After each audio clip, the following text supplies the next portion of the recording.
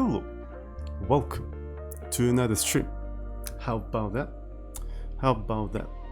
Welcome. So today is Tuesday, if I'm not mistaken, and that means today, according to the schedule, we are programming in Rust. So yeah, we continue to develop our 2E framework for our CM application. As you can see today, I'm using the web chat because Chatterino stopped working for some reason because of apparently some changes in FFZ, and I cannot build a new Chatterino because the latest Chatterino demands a higher version of Qt that I have on my Debian stale machine. So yeah, I guess one of the things I'll have to do after the stream, I'll have to figure out how to update my Qt installation and build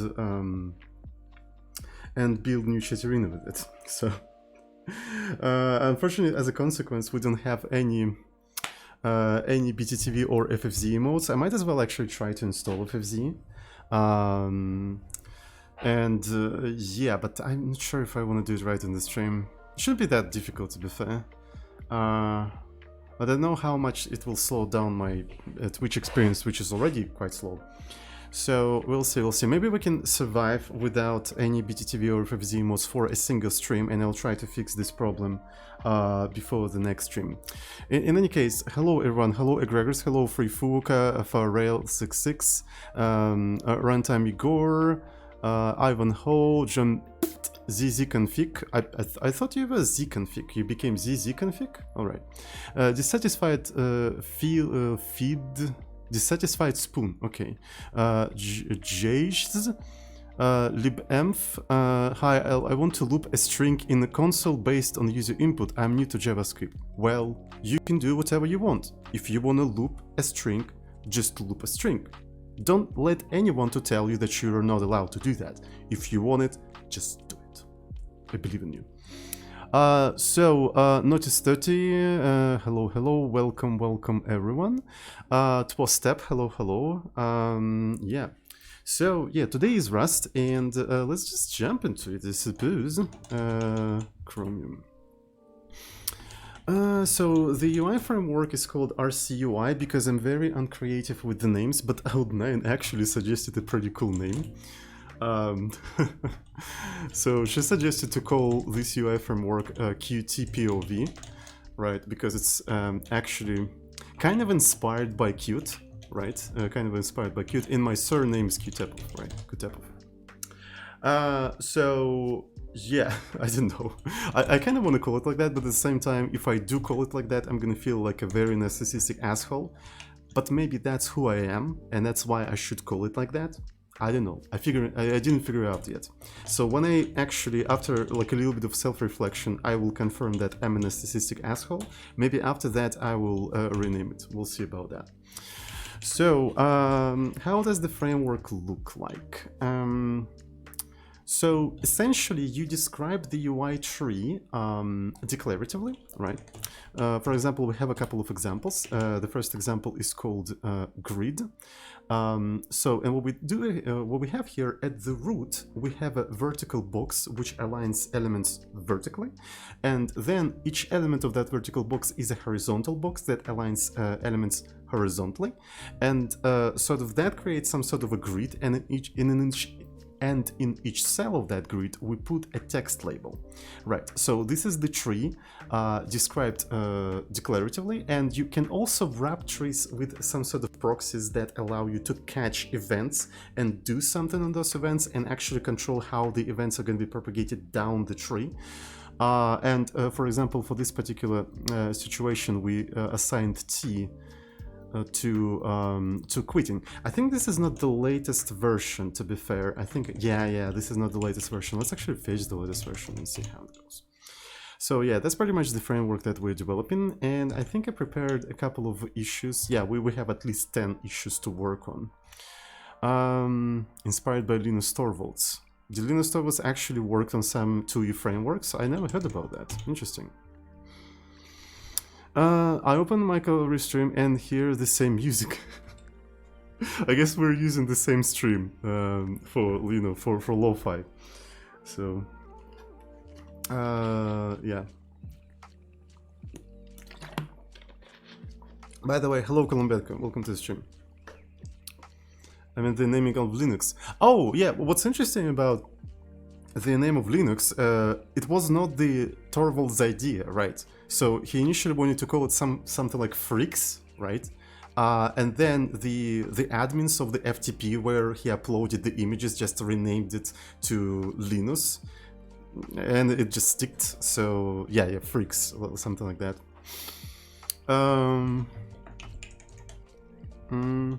I wonder what would be the future of such operating system if that name was the official name of Linux. That would be interesting. Well, obviously from his suggested name you can see that he didn't treat his operating system very seriously, right? So if he knew what's gonna happen to his operating system, maybe he would like be more careful with the name. I don't know. Alright, so we already fetched everything. Let me actually try to merge the master and remove this thing, because I remember in the latest versions I actually updated the examples. Yeah, this is how the examples look like. We still have a sort of like a UI tree of a 3x3 like grid, and we have a proxy that catches the key Q and schedules our framework to quit on the next iteration of event loop. Waiting for times when we will launch Docker in the browser. Maybe that will happen at some point. I mean, mscripting actually emulates almost the whole POSIX layer in browser, so if POSIX layer will include something that is needed for Docker to function properly, maybe. But as far as I know, Docker does not depend, like the core functionality of Docker does not depend on POSIX. Right, because it depends on C groups and stuff like that, and this is a purely Linux mechanism, it's not really POSIX. In any case, so let's actually go and take a look at how examples look like. So I'm gonna start TeamUX, against RCU, and let's actually build everything. Cargo build all targets. Let's take a look at that. Building all targets. Probably gonna take some time, so it will build the library itself and all of the examples, and we don't really have that many examples. We only have 2 examples, grid and item list. So let's run example 01 grid. Right, so this is how it looks like. So, and this is how it behaves when you resize and stuff. You see, it just maintains like even spacing between them. And this is the UI described with this piece of code, right? So here is the grid. So it's a bunch of vertical and horizontal boxes with the text cells. And also on the top level, we have a proxy that sort of catches all of the Q presses, and you can just quit with Q like that. So I just quit it with this piece of code. Right, and it also controls whether the events should be propagated down the UI tree and so on and so forth. So the second example we have is an example of item list, which is quite interesting. So basically it creates an item list with 100 elements, right? So we generate 100 elements when we put it into the item list, and item list by itself doesn't handle any events. What do you have to do? You have to wrap it with a proxy and actually basically handle them themselves. So you basically catch the keys, and on pressing Q you would schedule quitting from the event loop. On J you would take the list and move the cursor down, and on K you would move the cursor up. So item list basically exposes the methods to control itself, but it doesn't handle events itself. So you have to make a wrapper around item list that maps a particular keys to a particular behavior, so it's very customizable. Right, and let's take a look at how all of that works. Let's actually run item list. So this is how it looks like. Here's the item list, and I can use Vim style up and down, J and K. And it also supports scrolling. As you can see, I can actually scroll, and I can quit with Q. So this is basically the whole functionality of our frameworks. So what we need to do is we probably need to add more mechanisms to the framework. I want to add a mechanism of focus, right? So focus will basically tell the UI tree how to propagate and redirect events properly. And after the focus, I think the only thing is going to be left is to implement more different widgets that you can compose together into the UI. And once it's done, we can try to integrate that with the CM. Dropdown? Well, dropdown actually goes into implementing more widgets. Right, we can implement dropdown as part of implementing more widgets from for the framework. Because right now we don't really have that many widgets. Right, the only widgets we have is text, right, item list, and also different boxes like a V box and H box, but I'm not sure if you can consider them widgets. They're just like layout mechanisms. And that's pretty much it. We also have proxies. I'm really proud of the proxy mechanism, where you can quite easily just take a widget, wrap it around, and add your own handler for the events. Are you targeting Windows Terminal as well, or just Unix? I don't mind supporting Windows. But the problem right now is that I'm using Incursus, and Incursus doesn't work on Windows, and we have an issue for that it doesn't build on Windows. So right now, it doesn't build on Windows, but I'm okay with this thing working on Windows. So at some point I will try to fix the build on Windows, or maybe somebody will contribute the fix and I will gladly merge it. So, hello Jiang, welcome to the stream, welcome, how are you doing, really good to see you. Cozy White Bear, hello, hello, Ivanhoe. I think I already say hi to Ivanhoe, hello again. So, Dexter, welcome, welcome, welcome. Alright, so here are the issues. We still don't have CI, we can try to set it up, but I'm not sure. Focus mechanism, okay, focus mechanism is very interesting. Belgianul, hello, hello Belgianul, really glad to see you. Yeah, here we go. Can build on Windows because of Incursus. I think on Windows you have to use different curses, like PD curses or something like that. So let's try to think about focus mechanism. All right. So I didn't think focus mechanism is going to be like very strong. I think the whole focus mechanism is going to be just a slight change in a signature of the widget. So let me find librs. You get a curse in a different language for Windows. Yeah.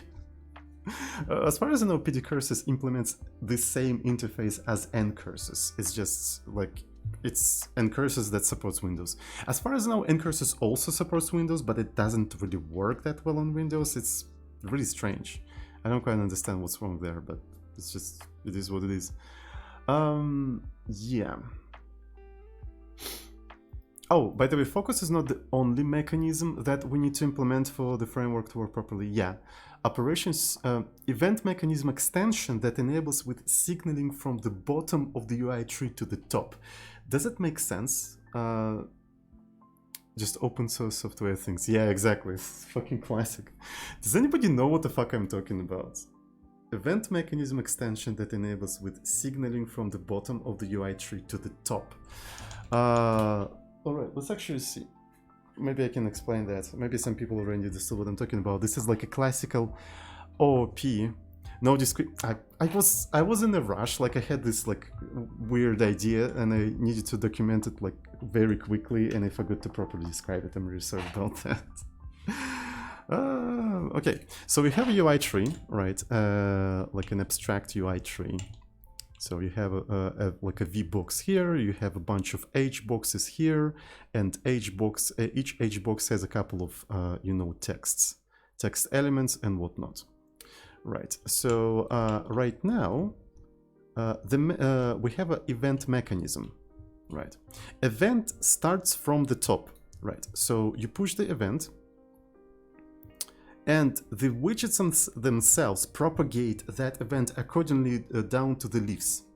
And everyone handling all of that accordingly as they want. But sometimes, somewhere down below in the leaves, you want to provide information. Like for example here, you detected something and you need to propagate that information back to the top somehow. Right, you need to propagate it back to the top. And this is like a classical encapsulation problem, because in OOP with the encapsulation, you're supposed to organize your objects as trees, and it makes it difficult to signal information from here to here, and quite often sometimes from here to here. So to signal information from here to here, you actually need to do like a loop like that. So, which is not particularly convenient. So what I'm thinking, what mechanism set long jump, yeah.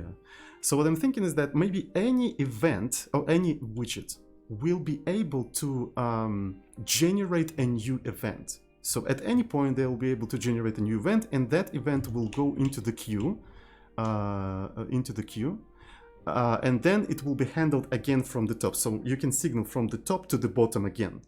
So, and I guess that's how a lot of UI frameworks do things. This is how you can do NSDL as well.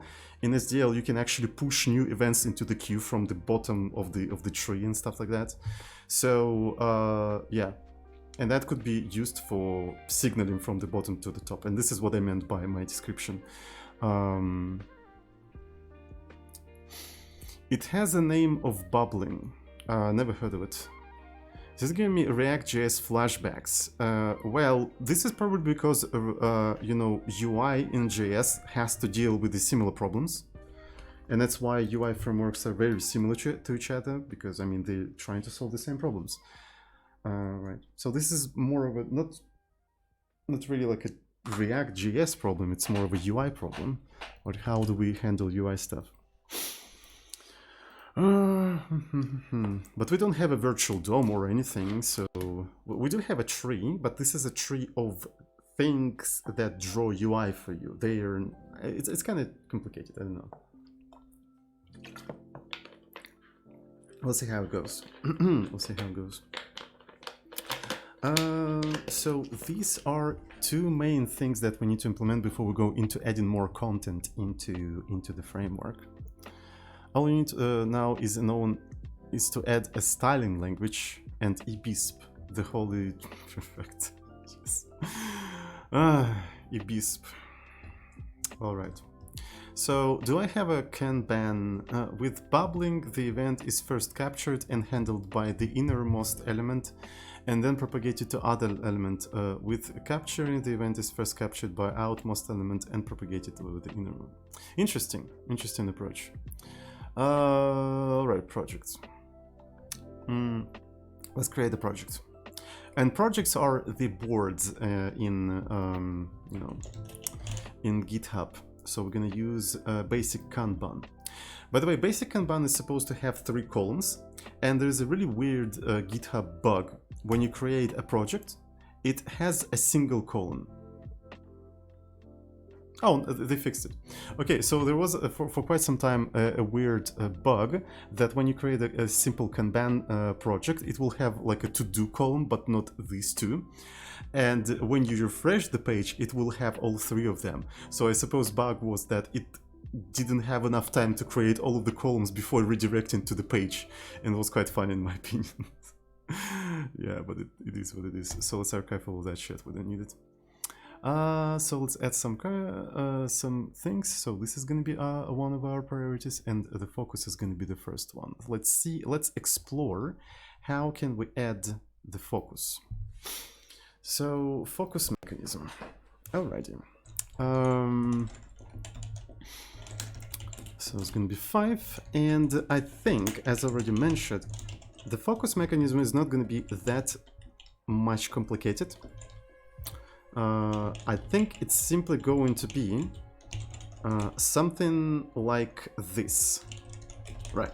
So it's an additional field in the rendering which tells the widget whether it's currently focused or not.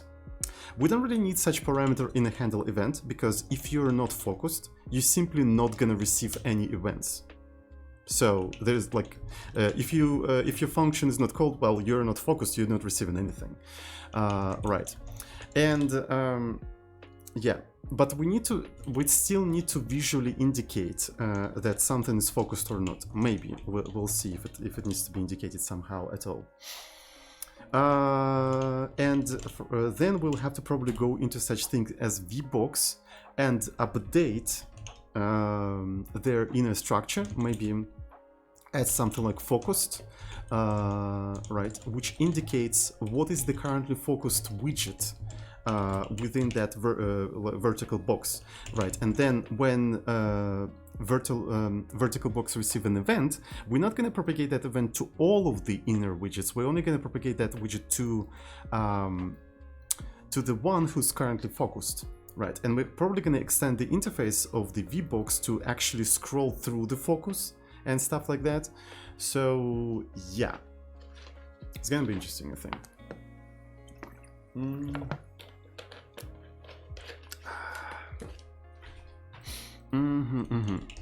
So let's start with going through the compilation errors and seeing what we need to update there. All right. So first is HBox, whether it's focused or not, we don't know. Do we need to visually indicate that somehow? I'm not quite sure. Maybe not. Maybe we don't need that visually indicate somehow. Maybe I'm gonna add to them. No visual indication that HBox is focused. And I'm going to actually put underscore here indicating that this is an unused parameter. This is how it's done in the industry. Right. Right. Another situation. This is item list. Okay.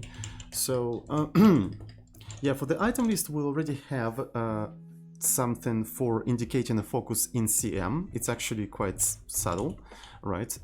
Essentially, as you can see, if the list is unfocused, it has like the cursor has a different color, right? So this is how we indicate it, and indicating that, and we will need to implement that as well at some point. All right. So focus boolean no visual indication that item list is focused. Okay. All right, for the proxy, speaking of proxy, proxy should just proxy the calls. So that means we're gonna just pass the focus there without modifying it or anything. So for the text, okay, focused to do. No visual indication that text is focused. There we go. Another one, VBox, similar situation. So essentially, once we modified the signature of the main interface, we have to go through all of the widgets that implement that interface. I mean, it does make sense. What did I expect? What did I expect? Why that emote is not found? That's really strange. It should be found. Okay. No visual indication that VBox is focused. Forire is gifting tier 1 sub to Sodium community. Thank you Forire. I hope I pronounced your nickname correctly, for supporting the channel. And Malachianer, I hope I pronounced your nickname correctly as well. Welcome to our epic Rust community. How about that? How about that? Thank you so much. Thank you so much for the support. Really appreciate that. Cheers. So when we want to notify the widget beforehand in the tree, we also go from the top down again. I don't know yet. We haven't implemented that mechanism. Whatever I described is just an initial rough idea, right? And I'm not even working on it right now. I just explained what that issue was. So I don't know, maybe it's going to be like that, maybe it's not going to be like that. We need to start implementing that to see how it's going to go. So I don't know yet, maybe. It's just an initial idea. Which, like, a mechanism doesn't even exist yet. Yeah. Okay. So when we're rendering, I suppose the top element is always focused, right? So that's why we're going to pass through there. The top element is always focused, otherwise, like, it doesn't make any sense. All right, so when we're rendering edge, okay, so this is where we're starting to have that. Install BTTV on your machine. Thank you so much for installing BTTV. Yeah. Cool. So I suppose VBox should have focused widget, like focused thingy here. And one of the important thing, so for a child widget to be focused, the HBox itself should be focused too. and oh god damn it, let's call it focused widget. Yeah, focused widget. So focused and self focused widget should be equal to I. Only then we will tell the child widget that it's focused as well. So this is how we're gonna do that. Yeah, something like this. Alright, focus widget is not initialized, so that's totally fine. We're gonna initialize it with 0, I suppose, but I mean, I have to probably do something like this. Have you considered writing GTK in Rust? No, I haven't considered it. Isn't GTK pretty much dead? Is it not?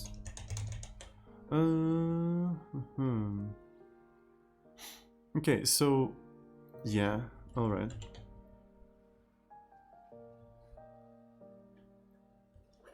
I don't think we need to pass actually true here.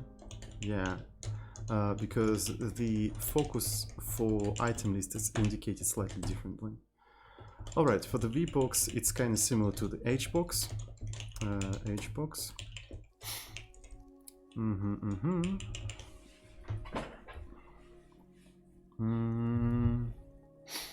There's GTK 4. Well, there's GTK 4? What the fuck? I didn't know that. Wait a second. GTK 4. Oh shit! Wow. I'm out of the loop completely. I didn't know that GTK 4 exists. When did it come out? Hello FaxPT, welcome to the stream. Hello Luke Gorilla. Hello. That's really strange. Huh. I'm completely out of the loop apparently.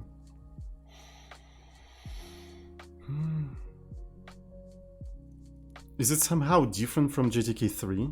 Are we gonna have like a GNOME 4 that is actually not slow or something? I don't know.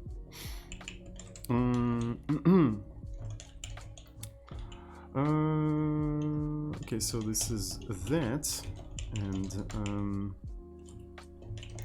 I'll have to add it here like this, and we need to introduce focus widgets as well there.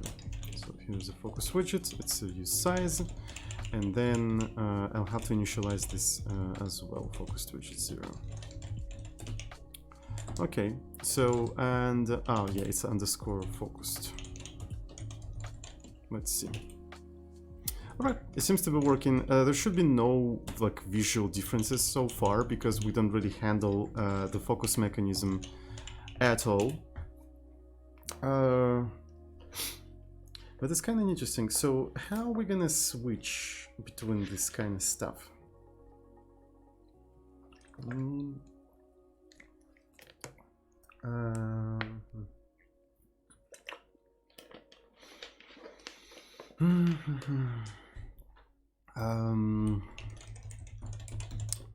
Okay.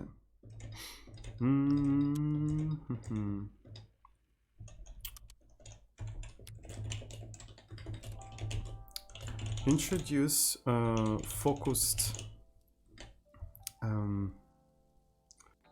focused flag to widget render like this. Let's push that.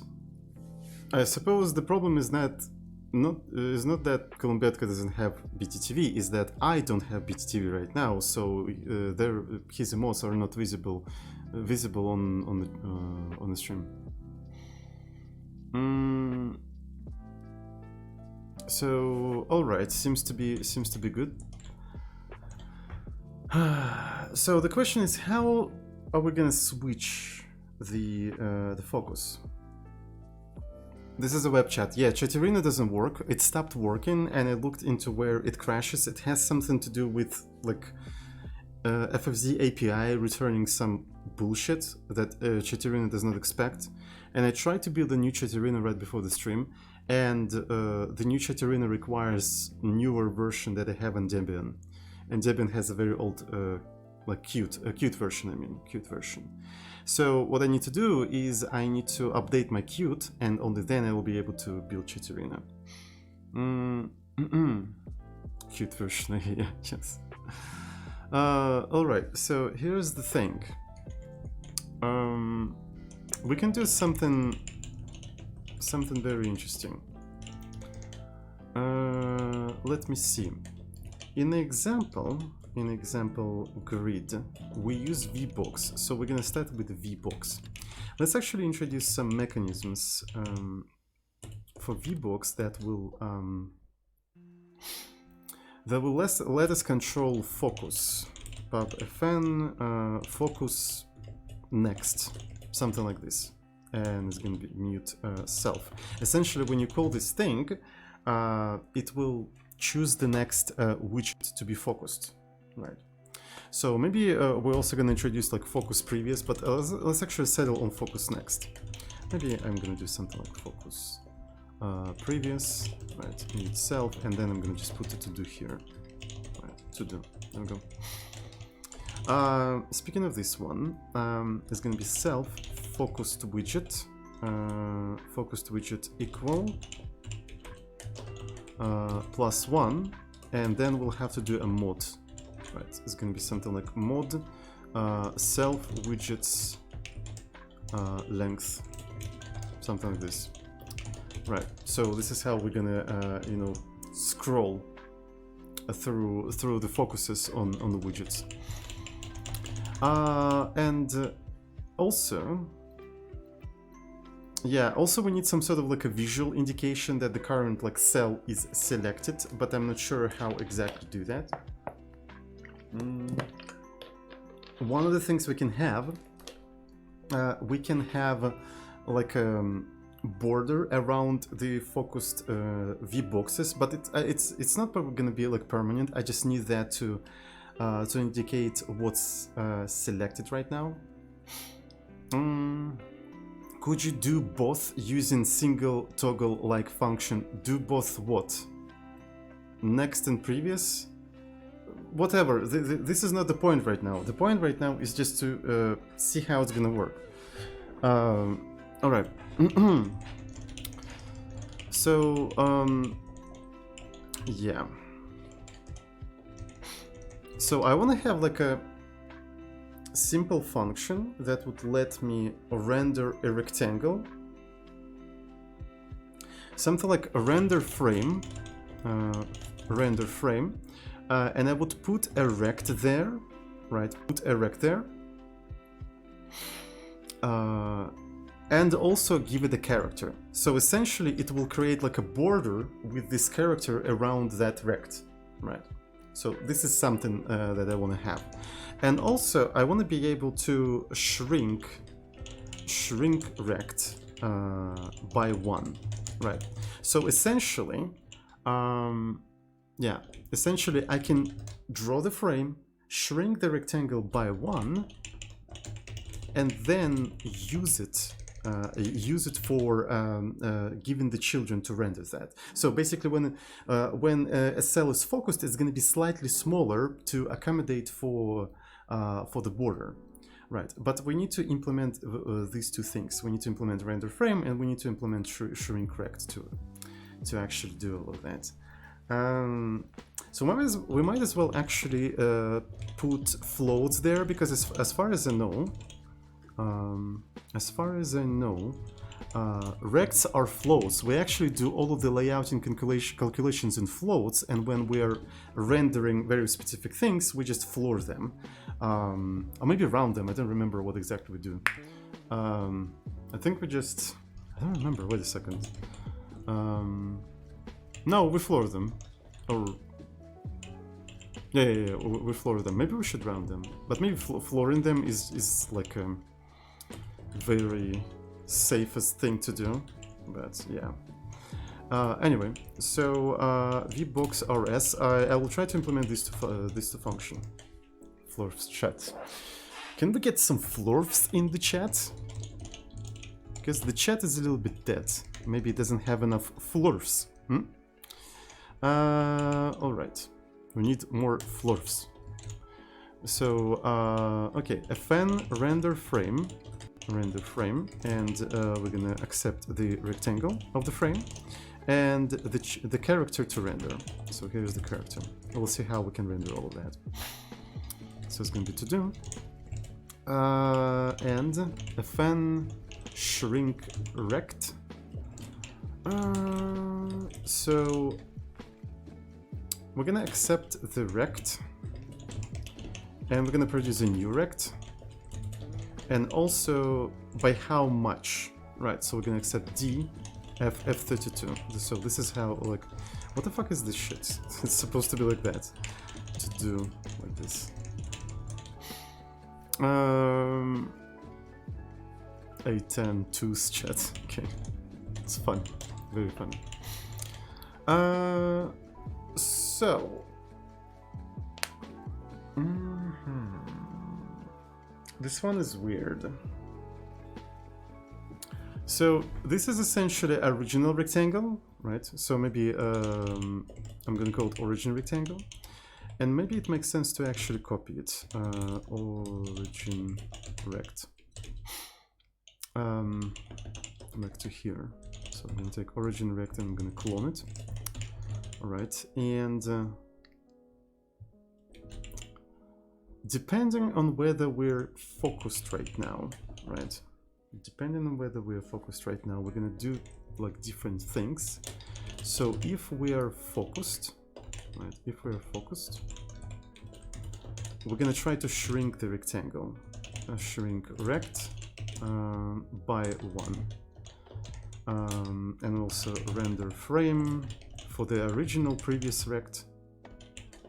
Yeah, for the original previous rect with this character.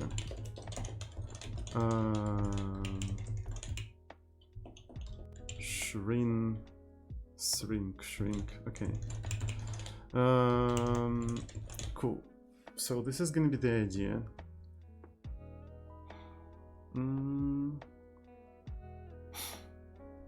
All right, I think it also should include that. Yeah, it also should include that.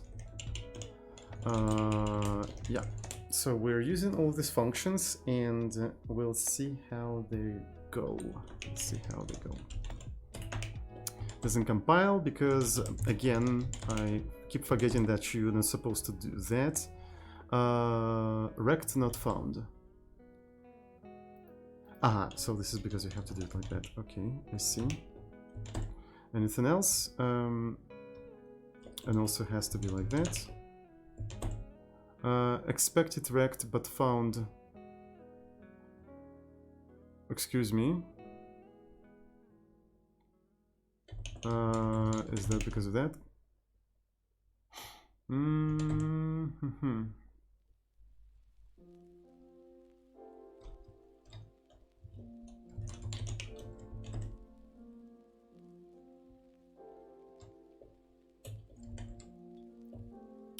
Why rect is a pointer?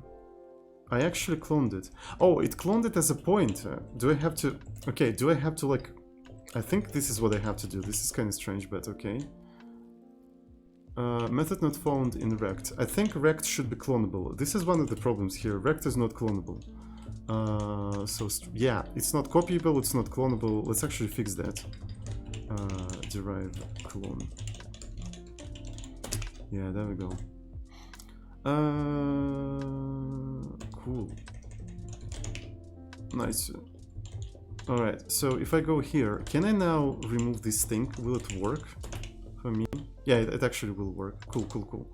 So now we just need to implement these two simple methods, right? We just need to implement these two simple methods.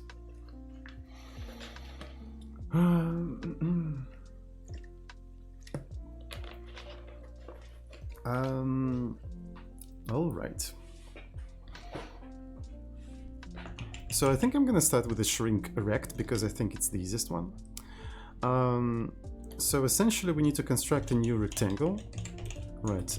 With X, Y, W, and H.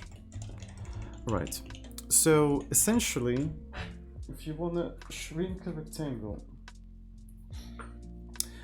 By the way, what is a glitch cone? I couldn't understand it. It's some sort of like a stream that you have to visit or do something. Like I saw a stream related to GlitchCon, but I couldn't understand what the fuck is going on. Is that supposed to be like a inner meme? That's what it felt, at least. Right, so we have a rectangle, right?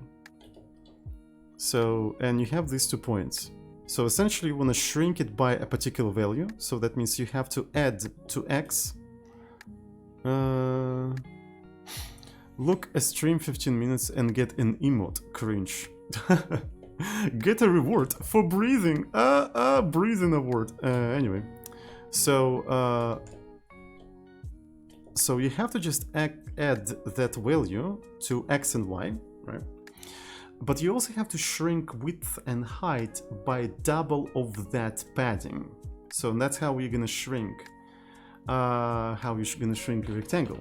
So that's probably what we need to do here. So it's gonna be rect x plus that amount and rect y plus that amount, but in terms of width it's gonna be minus double of that amount, because you need to accommodate padding from both of the sides, right? You need to accommodate padding from both of the sides, and each side it's double of that, right? So so now h minus 2d, and this is how we're gonna shrink the rectangle. This is how we shrink in the rectangle. All right, let's see if it compiles. It does not compile because I did a fucky wacky. So this is not an integer. That's probably why. That explains it. All right, so we implemented this thing. Now we need to render the frame somehow. This one is very interesting. So essentially we have a rectangle. We have a rectangle, and what we need to do, we need to draw like this line, then go down, draw this line, then draw this line, and then this line. Something like that. Something like that. I'm just thinking, can we maybe... And we only have a function called addStr that can draw like a horizontal string or whatnot.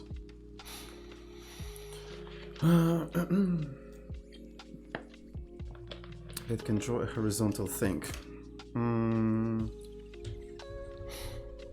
So essentially, yeah.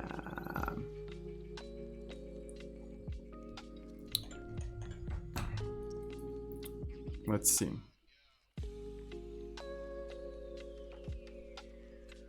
Maybe I can do that in the Emacs, because it's the textual thing anyway. So this is not that I wanted. Okay. So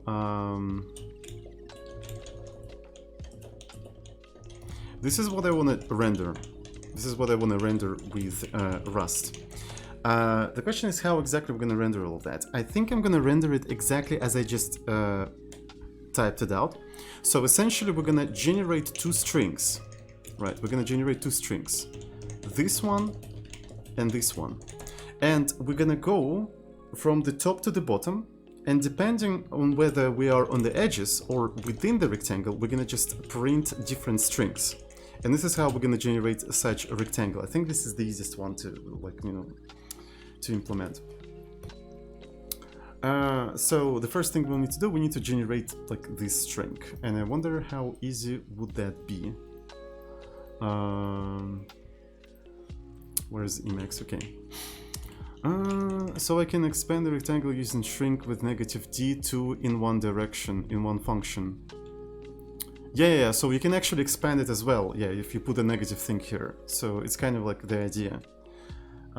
Maybe it would be better to call it expand, and if you want to shrink, you would do negative, because it like excludes like double negative logic, but I don't know. So the thing is that I need to shrink right now, and that's why I called it. Maybe at some point I will rename it and refactor it. We'll see, but yeah. Oh, by the way, Lithanur, welcome to the stream. How are you doing? So what is the easiest way to generate a string? Can we just create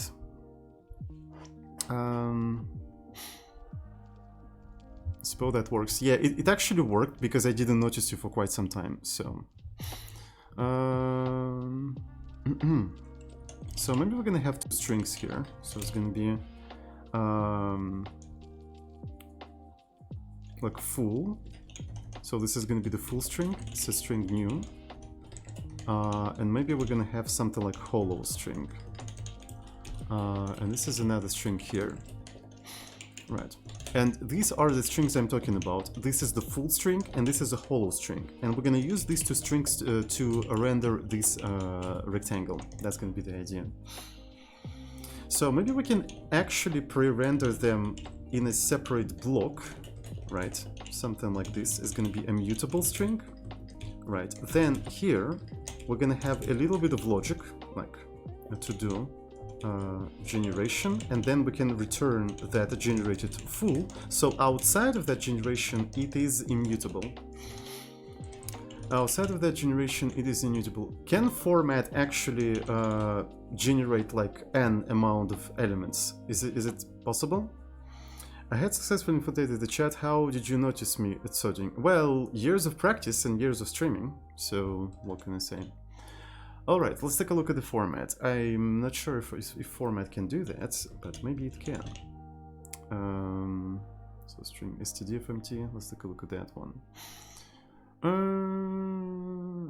So where can I read about different formats? Why is it not here? So first argument, additional parameter, okay, stdfmt, cool. It doesn't give me additional information. Where is the page to read about format strings? Why is it not here? Where is it? Why is it in a different place and they don't tell me where that place is? Okay, Rust format strings. I have to do it the hard way. I've already been, okay, formatting. Jesus Christ, like why don't they give the link here right away? Or am I blind?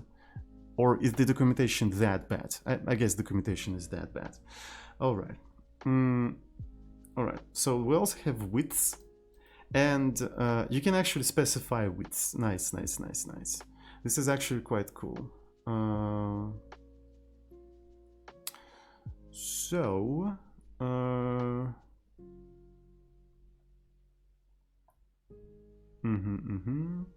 we can also do this kind of stuff.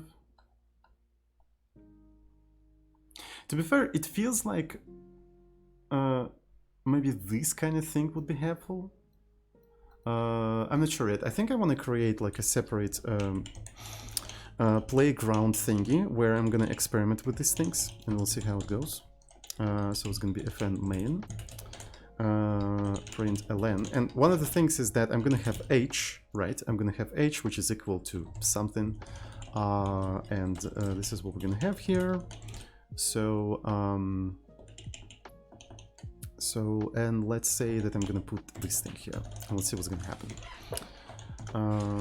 Yep. Rust c main.rs, and I'm gonna just call this thing. It didn't really work. Cool. Yeah. Main. All right. Now, if I want to do something like width $, I'm really curious what it's gonna do. What is it gonna do? Width $, and I provide like h. Right, and I provide h, and I did an argument never used. Okay, that's very interesting. Oh, this is probably so because it has to be width equal this. All right, maybe I have to put something like this here as well to see what's gonna happen. Okay, so it did a space thingy. Nice. So how many did it actually spaced? 1, 2, 3, 4, 5, 6, 7, 8, 9. Yeah. All right, maybe it's not suitable for us. Are you using Vim or Emacs? I'm using Visual Studio Code.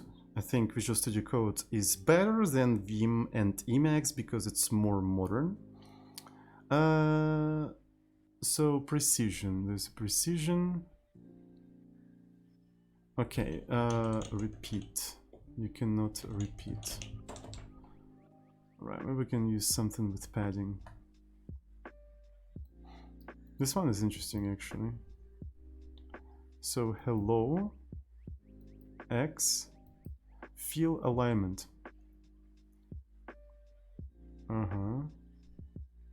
Fill the alignment the left in a row. I see. Interesting.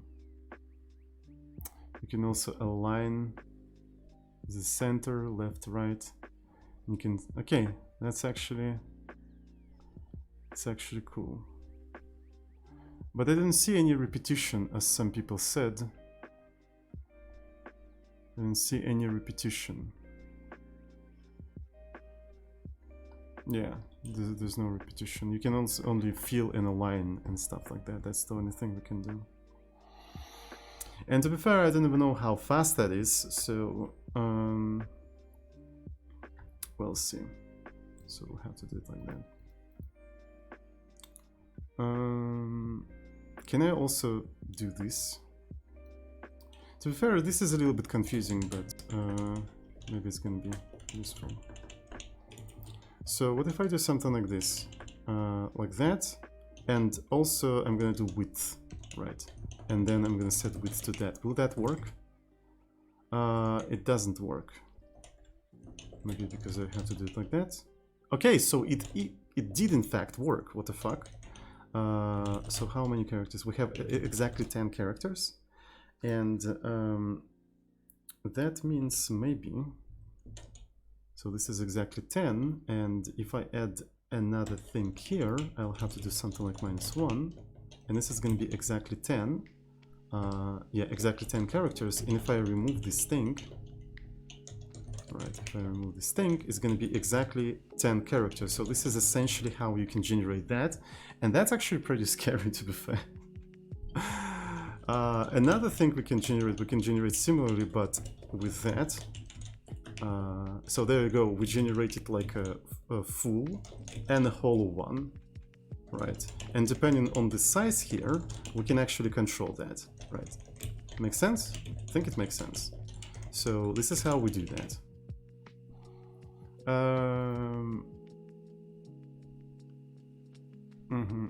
So it aligns it to the left. Maybe we don't even need to align it to the left, right? So because isn't it aligned to the left by default? So you don't really have to do that. Yeah, you don't have to do that. So it's a by default aligned. But it didn't work. Yeah, maybe I'm gonna do it like that anyway, just to be a little bit more explicit. Yeah, how about that? Isn't that epic? Isn't that epic? Can your Haskell do that? Can your Haskell do that? Ooh. Alrighty, so let's actually, and essentially what we need to do, like we need to just, take that and generate that a couple of times, and there you go, we rendered the rectangle, but we have to do all of that in the context of incursus, right? So all of that has to be done in the incursus. Alright, so I'm gonna just go here and go to the library, and so render frame. So this is going to be our things here. Let full, and this is let hollow. Right, this is let full and let hollow, and this is going to be format. Cool. So we have full, full and hollow. Now, but we need to know the height. So what's the? It's actually not really the height, but rather a width. So that's why I'm going to replace that with W. So, and what is the width? The width is going to be a rect width, but flurfed and brought down to usize. Any reason you stopped streaming Haskell? Because not many people were watching them. Haskell is not really popular on Twitch, so sorry. It is what it is. Cool. Alright, we have width and height. Now, I suppose we need to start iterating the height. Right, so we're gonna do y in 0 to h. In 0 to h.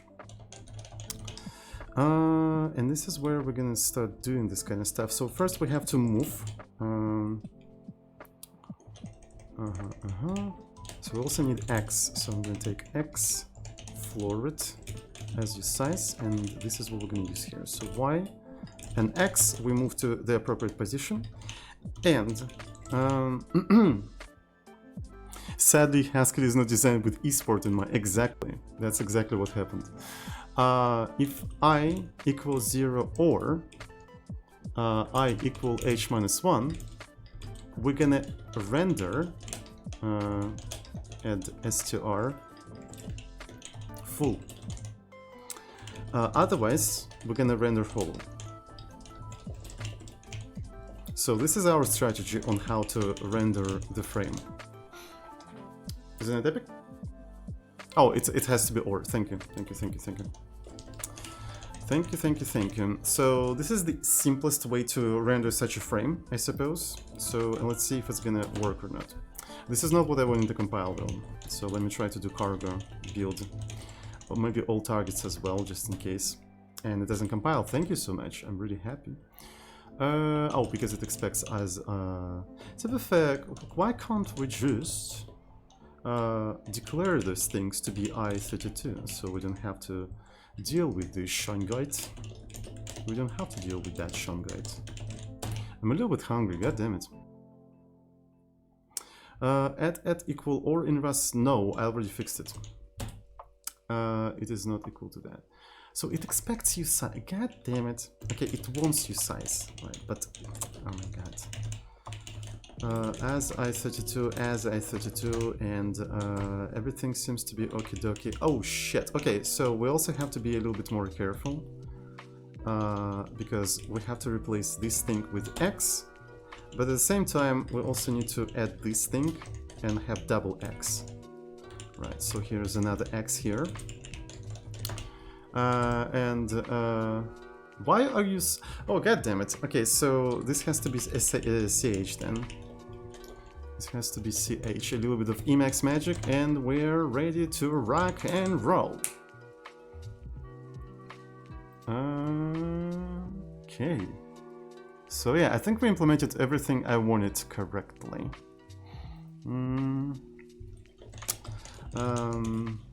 Rename, refactor, shrink, rect, expand, rect at some point. Pose chomp, yes, exactly. In full, there is still a... Oh shit, is it possible to customize that? Oh, we have to go back to the drawing board, unfortunately.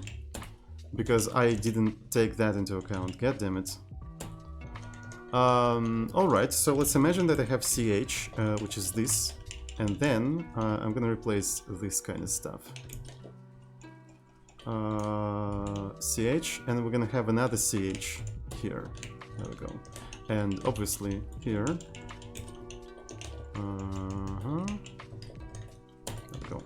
So if I try to compile that, right,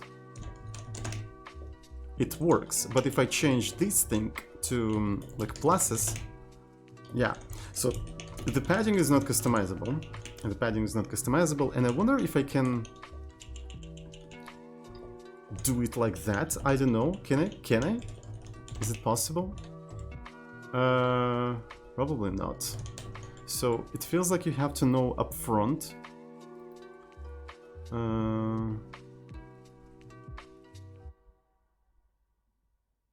God damn. Does anybody know how to like customize the padding thingy?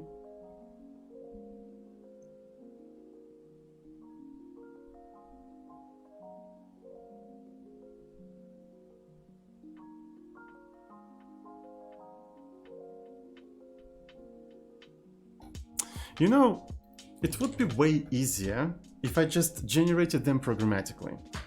I mean, come on. It would be way easier if I just generated them programmatically. I just don't...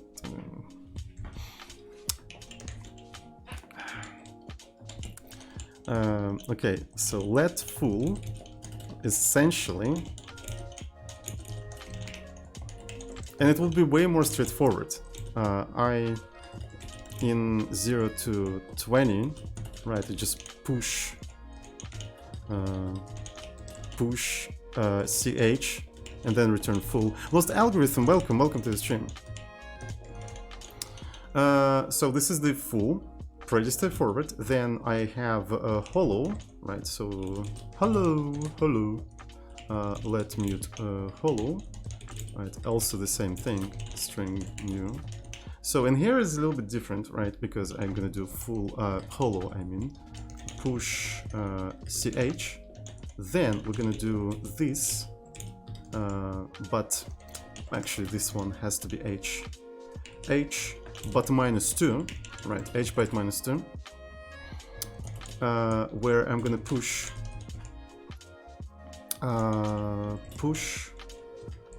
space, and then I'm gonna do hollow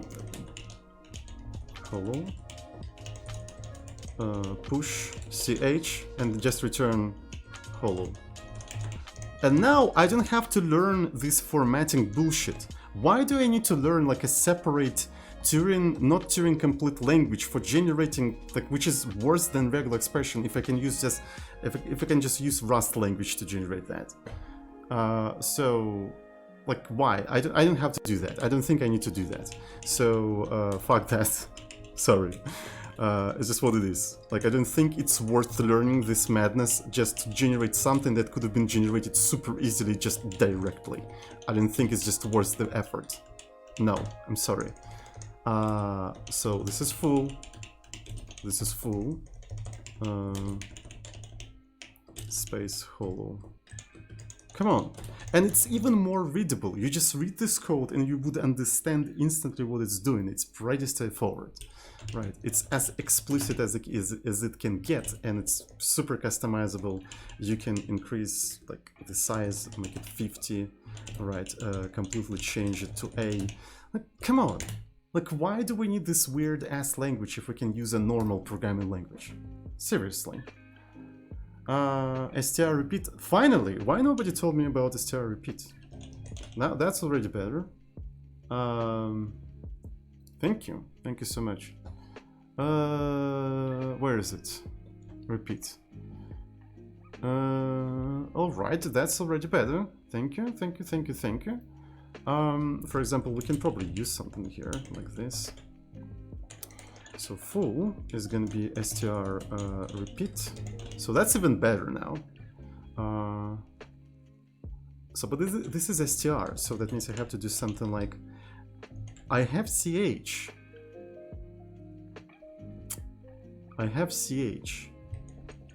So that's the problem. How can I turn ch into string? All right, rest char to str. I mean, yeah, it has to be actually character. Yeah, it has to be actually character.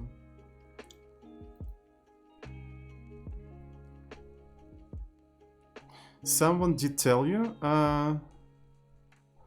How can I jump to this thing? C thread. No, for repetition use. This is really not a great actual explanation, in my opinion, because it like I didn't notice this dot, for example, and I thought that you're suggesting to use this format in formatting string. I'm sorry, it's really poorly explained, so I don't count that. I don't count that as a good explanation. So, sorry, maybe I'm dumb. So, but if I'm dumb, just, you know, go do your own streams. Now, is there any easy way to do that? You can do to string, and then you can, okay, you can do to string, but can you do to str?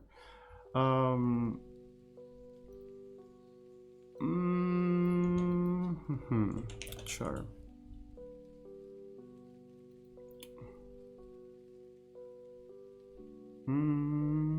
I wouldn't say it's great, just that someone did try to. Ah, okay, alright, I see what you mean. To str. Is it possible to convert like char to str? Maybe. You know what? This works, okay? This works. This works perfectly. Everyone's happy. All right. So we're gonna use that.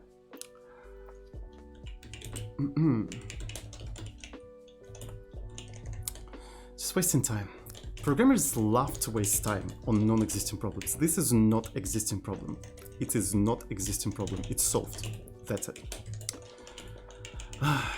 It's quite surprising how like people love wasting time. It's just amazing. So here's another thing. What if I don't like have enough space?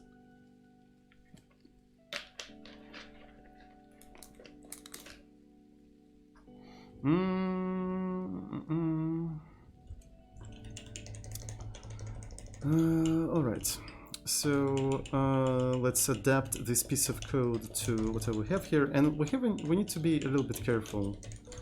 I wonder if I can drop this parenthesis, because if width and height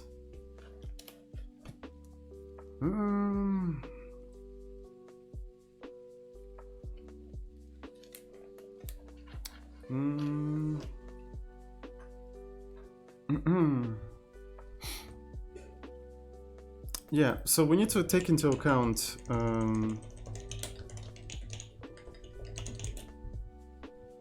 when x less or equal than 1, right?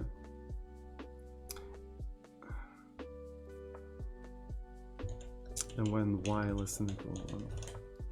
So actually not x and y, but width and height. Width and height. So we should not forget about these things, but for some reason I don't know how to handle them right now because my brain is shutting down. Maybe I need to make a small break. All right, so I think it's gonna work for now. It's not like I'm like need this right away. And what's funny is that, okay, like chat tricked me into wasting time yet again. I was like, I don't need that in the final UI framework. I needed that to debug something. Jesus Christ. I got into so much into the implementation that I forgot why I was doing that, and chat managed to like trick me into wasting time because this is a throwaway code. Who the fuck cares? Jesus Christ. Anyway,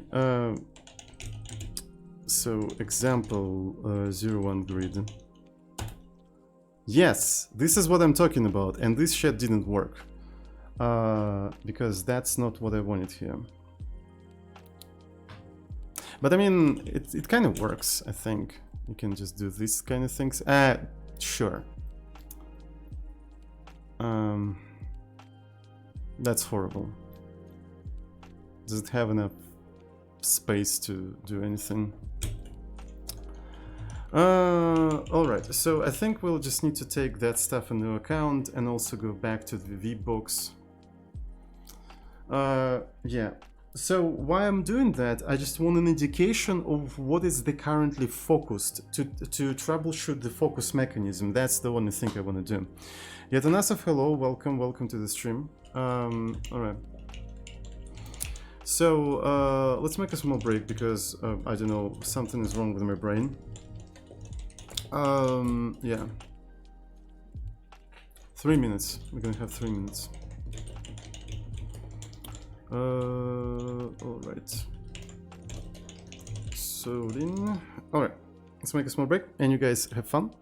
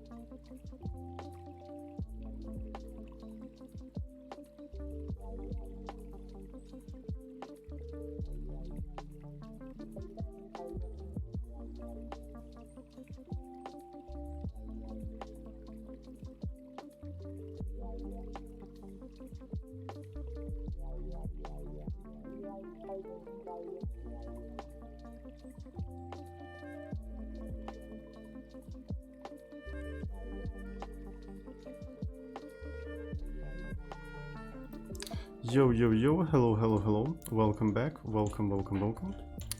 So, yep, let's see.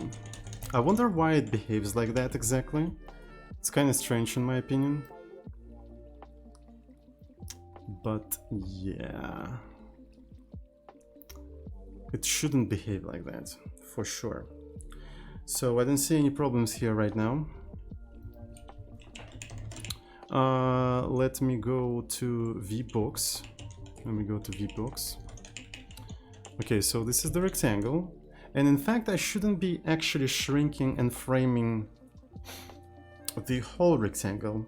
It's kind of not right. So what I need to do is... can I go to the VBox and remove what I put there?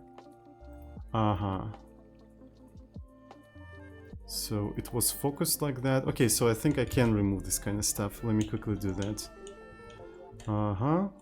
So, and I'm gonna do a revert. Yeah, cool. So what I need to do here is a widget rect. Right, so here's a widget rect. And widget rect is essentially what we put here. There we go. Look at that, cool. So, and depending on whether we are currently focused or not, whether the thing is focused or not, if this thing is focused, we render it as usual, right? We render everything as usual. But we can say that this one is going to be true, right? Actually, yeah, it has to be the other way around. If we're not focused, we're going to do that. But if we are focused, we're going to render frame for the widget rect, something like this. And we're going to actually shrink the rect, widget rect. So do I pass it by a reference or not? I don't remember. Shrink, when I shrink it, I actually pass it by a value. Which is kind of strange, but maybe I shouldn't do that. We'll see. And then, yeah, this one is going to be true. So something like this, depending on what is currently selected. We're going to have something like this. So applied one arguments, and yeah, it has to be something like this. What is it usually used for? What? Rust? Oh, it's usually used for programming computers. These machines that we use every day, they can execute CPU instructions, right? So you can use Rust to take a Rust code and turn it into a sequence of CPU instructions, and you can execute them on these kind of machines, right? You can execute on any machine that supports x86 instructions or ARM instructions, or basically all of the target platforms of Rust. So yeah.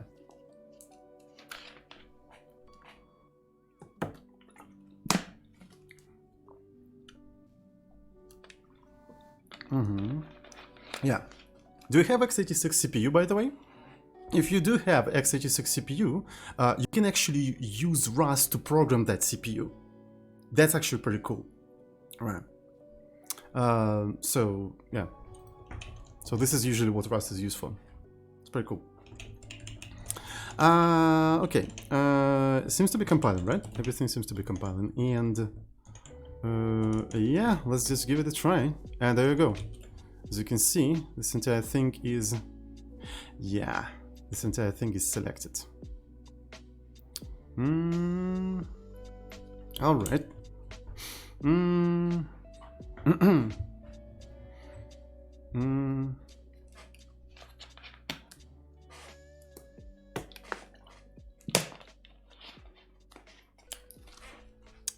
Now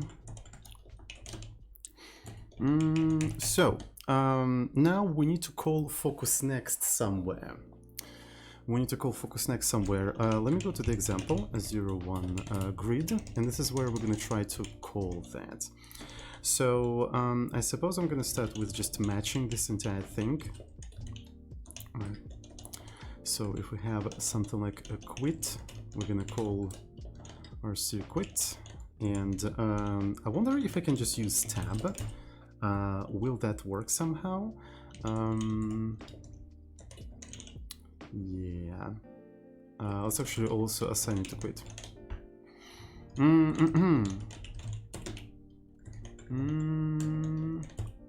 So will it work? Will it work? What is it? Why are you not compiling? So what was it saying? Possible? I forgot to. I keep forgetting that I also need to handle like the the default case as well. I keep forgetting about that. Sorry, chat. Sorry. Okay, so tab works. Quitting gracefully, uwu.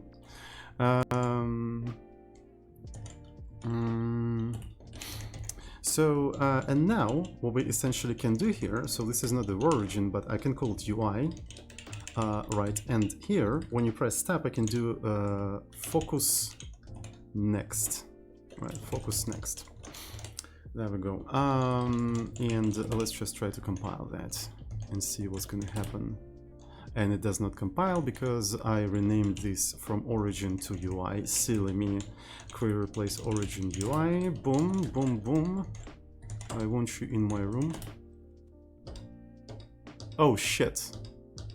That's very fucking scary, but okay. Alright, that didn't really work. I don't know why, but yeah. So this is that. It's very strange. Like, what the fuck happened? You won't be in your room. Yes. Come to my room, GM. I'm waiting for you. Alright, so it's kind of... the fuck? Why are you not working? Is that because I rendered something incorrectly? That could be it. That could be it. Or is it because of shrink?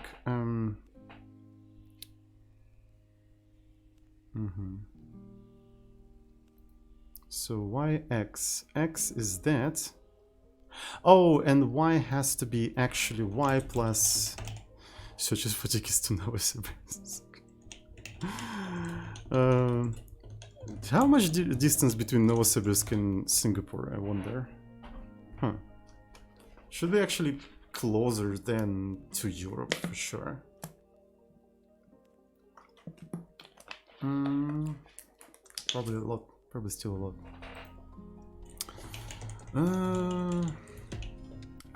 I wouldn't really recommend to like go into Russia, like seriously. It's not a particularly great place. Maybe I will come to Singapore at some point, I don't know. So that will be actually a little bit better. Why would you want to go to a third world country? Come on. Alright, so that was the case actually. So now we have like a way to focus these kind of things, or at least to indicate the focus and stuff. It's pretty cool.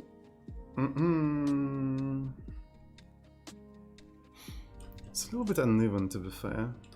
I wonder why. Okay, when the width become actually like 0, there's no point in rendering all of that. Like, yeah, I see what's going on. Like, we just can't render that.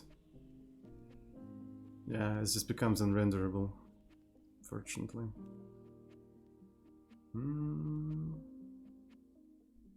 It's kind of interesting if I think about it. But yeah, it's a temporary thing anyway. So it's a temporary thing anyway.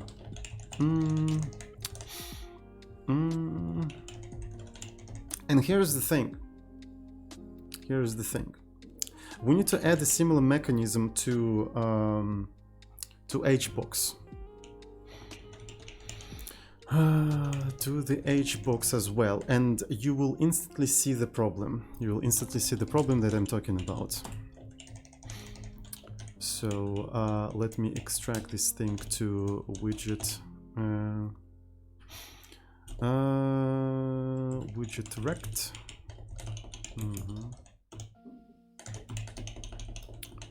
Widget rect.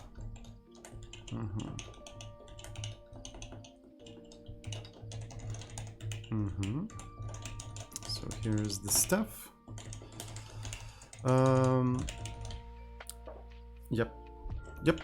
Yep, cop. If this thing is that, render frame, we just render the widget rect. Then we're gonna render widgets I render shrink widget rect by 1, and this one is going to be focused. All right, otherwise we want to render it as usual but with false. Yep, is a BTTV channel mod or a 50, so that wins. Oh, okay.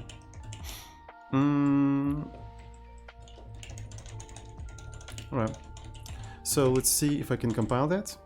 Render frame, and I also have to provide this thing. I might as well actually give it a different character. And we're gonna see an interesting thing here. There we go. So because we don't have like a grid as a coherent thing. We don't have a grid as a coherent thing. We have a virtual box, a vertical box that contains horizontal boxes. So, when I'm switching the focus of like a top layer vertical box, I cannot switch the focus within a horizontal box. How can I do that? So it's kind of a difficult thing to do, like how we do that. So essentially, we need to somehow, when we say next focus, the whole UI tree have to perform like a DFS of some sort. Like it has to, you need a grid box. Maybe that's what I need. Or maybe we can just make the like a focus mechanism a little bit more flexible. I don't know.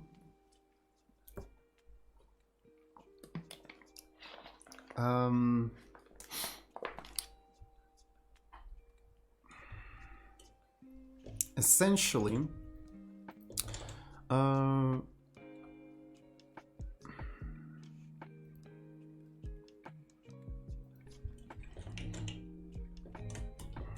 we're trying to get rid of the double highlighting, right?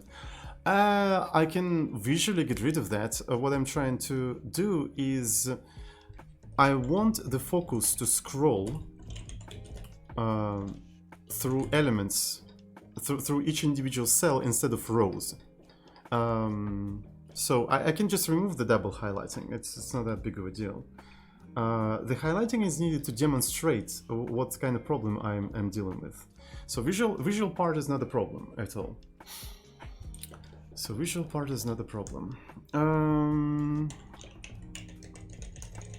And I'm not sure what's going to be the best way to handle the focus. So maybe focus next is going to actually return circular list implementation. How does it solve the problem? I don't understand. All right, maybe focus next is actually going to return whether it wrapped around or not, whether it reached the end. All right. Whether it reached the end, and that way what we're gonna do when you try to do next focus, we take the current widget, right? We take the current widget, self-focused widget, and we do focus next on that widget, and if it returns true, we also switch our focus. You see what I mean here? So that way, UI will be able to perform like a little DFS. So essentially, the VBox doesn't switch the focus until the currently focused widget didn't go through all of its children. Something like that. And we may also return here. So if, like for example, focus widget wrapped around somehow, we'll have to return true here. Otherwise, we'll have to return false. You see what I'm talking about? So I'm not sure how convenient of the mechanism that would be.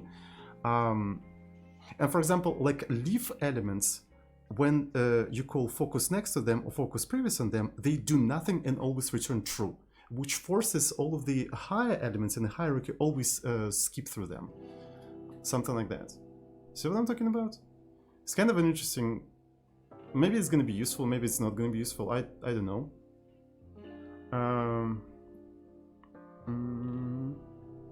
Maybe we should give it a try. I think we should give it a try. So we focus through all of the children events in order and then next higher level switches. Yeah, it feels like it would work, but would it be useful in practice? So I'm just afraid maybe this is just yet another of my intellectual masturbation idea that actually not useful in practice. I guess the only way to find out is to implement it and then use it in production and see what kind of problems it causes. And if it causes some problems, we get information about what we actually need, and we can use that information to fix the design. I guess that's the way to go. So I'm going to implement this kind of a weird idea, and we'll see if it's going to work or not. Because right now we don't have enough information to know whether it works or not. What's a TUI? It's a terminal UI. You asked it in a very inconvenient moment, where I cannot demonstrate you. So, and this one is, yeah. So, so this is like a UI interface in the terminal. You see, it's like sort of like ASCII stuff. So, and this is the interface of the program. We have other stuff like lists and things. Right, so we can have things like that. Right, and we're developing a framework that lets you build these kind of interfaces in the terminal. So, yep. I guess it's pretty cool. Alright, so, but for this kind of mechanism to work, I think focus next and focus previous should become the methods of the widget interface. I think that's what has to happen. All right, let's see. So I'm gonna go to the librs widget. So, yep. If I try to compile this stuff right now, will it compile? It still compiles. Can Rust traits have default implementation? I don't think so. Let's actually Google that. Rust traits. Default implementation. Yeah, by default it will be actually quite cool. Defining shared behavior.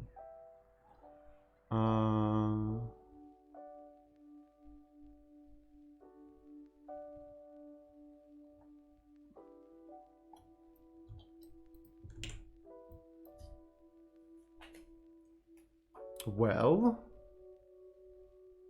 I guess you can. All right, so that's actually simplifies a lot, because then I can just implement them quite easily. Thank you for asking that, by the way. For some reason, it didn't occur to me that that could be a thing. So, yeah. So this one is going to be Boolean, and by default, it just returns true. Right. So, focus previous me itself, Boolean true. The same can go for the handle event, actually. I don't know why I didn't... Yeah, that's actually... okay. And it compiles... Okay, that's super cool. Huh. And it all compiles. Which is kind of worrying, because... Is this a part of the interface? It makes me super happy that you've been playing lo-fi on stream the past last bit. Such a nice change over silence. I guess. Do you guys like it? I kind of like it so far. It just depends on the lo-fi, because some of the lo-fi has a lot of lyrics in it, but I found the one that doesn't have any lyrics and it's so nice. It doesn't distract me. So, okay, cool. I'm really glad that you guys like it. Hello, Herzenplots. Welcome to the stream. Welcome. Alright. So let's put a little bit of that here. And, alright. If,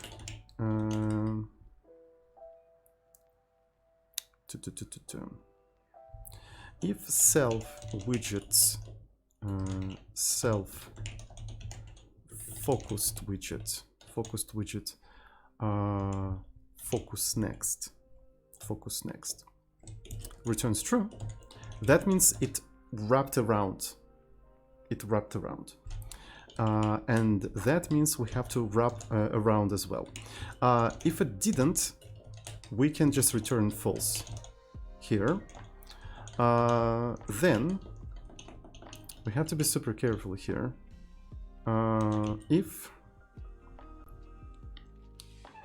How can we easily know that we wrapped around?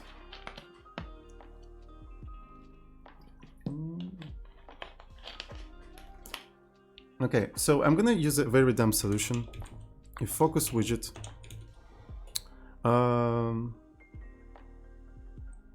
is less than -1, that means I just increment this thing and also return false otherwise. If it's equal to that, it becomes 0 and return true. I don't know, to be fair, like how to simplify this logic. I could also try to store that, but how can you program that easy? Who said that that is easy? That is hard as fuck. I can spend like 10 minutes for every minute you do stuff. Well, I'm suffering a lot and I'm crying every night. That's how I do that. Does this work if else, if widget equal to 1? I don't think so. I don't think it works. I think it's gonna break, but we're gonna test for that. Yes. Have you looked into the stack trace here, Herzenplots? Have you looked into the stack trace? Because I have a debug version of Chiterina and I looked at it, and it's actually, yeah, it's actually assertion. So their assertion triggered because of something that FFZ returned. Yeah, it's an assert. Yeah, and what I was trying to do is basically build a new Chiterina, and I couldn't because the latest Chiterina requires newer Qt than I have on Debian stale. Oh, you digged into it yesterday, I see. I noticed that right before the stream, and the thing I was trying to do is rebuild Chiterina, but I don't have the latest Qt, I mean the highest enough Qt for this thing to work. Through 3 years of uni, I still only know how to do basic programming. Same. You think I'm using some sort of advanced shit here? I have no idea what I'm doing, dude. Like I'm just typing the keyboard hoping that the shit will work. So that's TUI or S or something else. It's my own framework. So you can check out the thank you, Shang, so much. Yeah, thank you. All right, so we're gonna have something like that. For the previous one, we're gonna also have like a similar situation, I think. I'm not sure if it even makes sense to try to simplify this logic. Self widgets, self focused. To do what if we have no widgets? We have no widgets. Okay, so focused widgets, focused widget, the currently focused widget, we're gonna do focus previous. So focus previous, right? And obviously, if it worked, it's gonna be false. And if self-focused widget equal to 0, actually greater than 0, right? If it's greater than 0, that means we do this thing, -1 and return false. Otherwise, what the fuck? Okay, we do focused widgets, self widgets length -1 and return true. So yeah, I'm not sure if we can simplify this logic, but that would be actually kind of cool. Maybe we don't need to simplify that because this logic is very explicit, right? It's very explicit, and maybe that's a good thing. It's not that complicated, so you can just go through all of the cases and see that we handle all of the cases here. So yeah. So explicit is good. Yeah, true is not a type. True Pepega. Yeah, I know, I'm sorry. I don't know, I feel like a real Pepega today for some reason. My brain doesn't really work well. Debated. Actually debated. Alright, so what do we have? So, but that is only for the... Oh my god. 15 Montes Hell. It pronounced hell yeah so cute. Okay, I'm a robot. Thank you so much for 15 months of a tier 1 subscription. Thank you, and welcome back to our epic Rust Club. That hell yeah was so cute. I don't know why, but yeah, TTS, Russian TTS. Okay. So all of that compiles, and I think we need to port this kind of stuff to HBox as well. So here we go. So here we have HBox, and will it compile? It does, in fact, compile. So are you ready? This is not what I wanted actually. Grid. Does not compile for some reason. Ah, I know. Because focus_nect returns true, and we do not ignore that. How do you ignore values in Rust? Return values. Something like... yeah.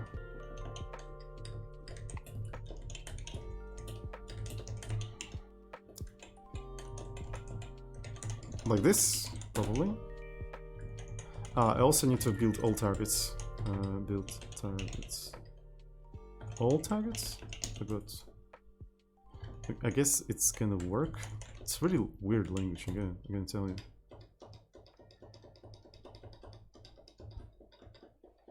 So yeah, it works. Isn't that epic? I think it's pretty cool. So essentially, yeah, and it actually extends to to the lower as much as possible. So we essentially implement the DFS, right?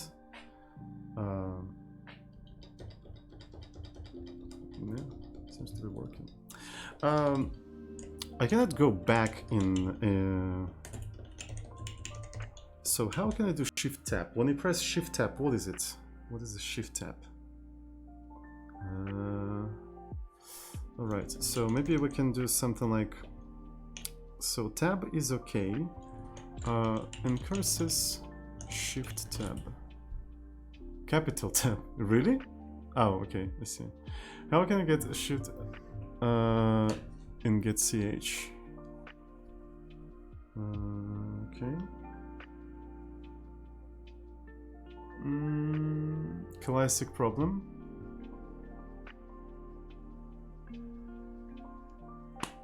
How sometimes the right answer gets demoted? The answer is that automatically promoted.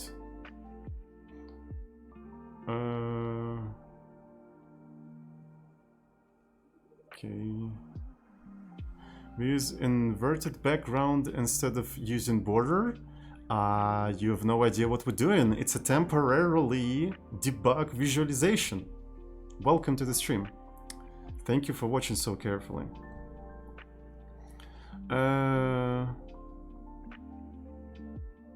So amazing how something the right. Okay, whatever. With a lot of good. Jesus Christ. Special key skill might be when shift is selected S left. I wonder if there's something like key tab. Maybe. We need to look into that. Is there something like key tab? Probably not. Yeah, there's nothing like that, because otherwise it wouldn't be complaining about it. I'm so sad. Okay.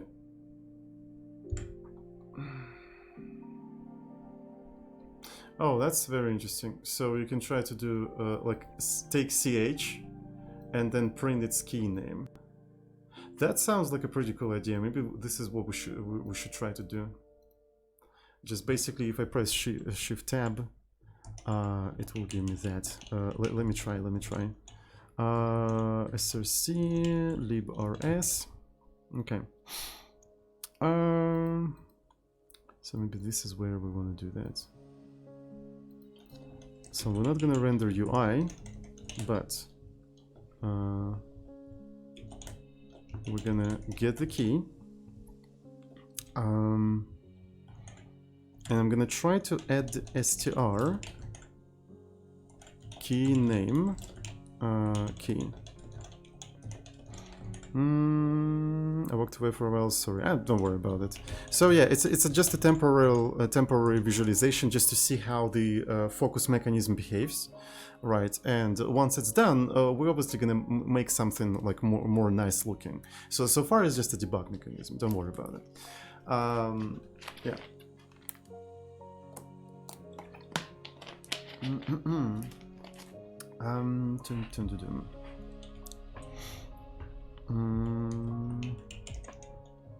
Debug. Damn it. Alright.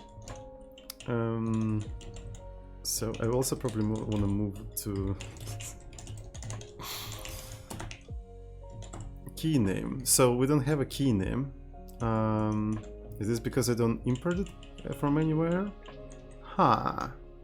Alright, let's go to docs.rs. In curses, yeah, let's see.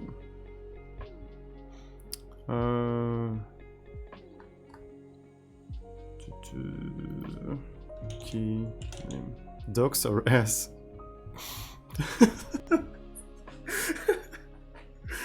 God damn it. It's I32 and it returns the option. Oh, okay, so that means, alright, so what I have to do here is probably maybe format docs or ads. Nice one. Okay. Okay, expected str from struct. Alright, so that means I have to do it like that. Do you have anything else to say to me? Okay, looks good. Say, and let's try to run it. And tap, and it didn't work. Nice. Oh, do I have to do present? I think I also have to do present.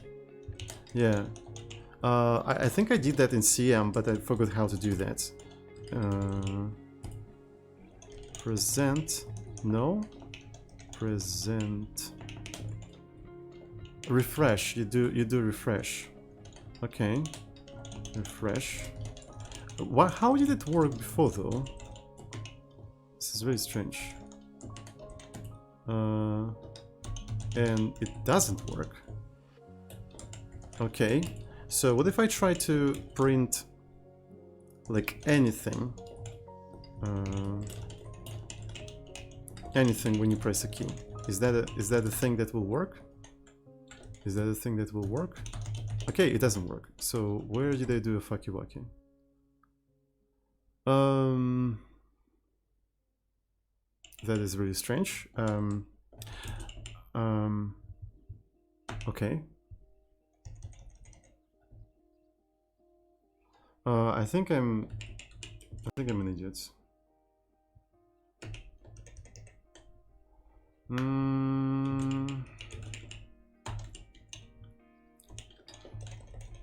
Okay.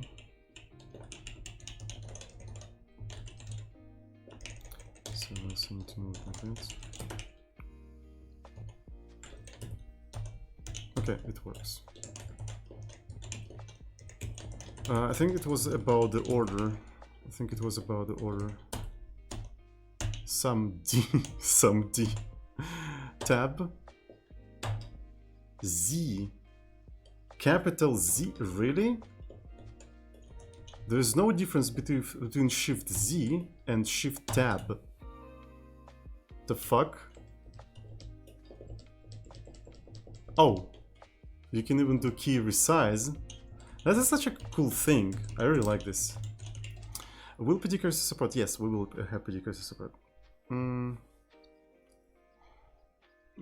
That's very strange. So this is a tab, but then I have to do Z. Okay, so let's give it a try then. Maybe we should like turn it into some sort of like a separate application that where we can just check what the key means. Or what is the key? That'll be useful. Can you read keyboard state for modifiers through in curses? I have no idea if I can. All right, so I forgot what we did here. So in an original lib. So this is the render frame, and let me just get rid of this stuff.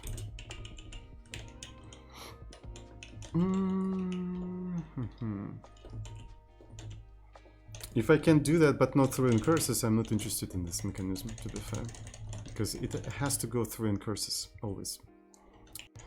All right, so in an example, in a grid, 0-1 grid,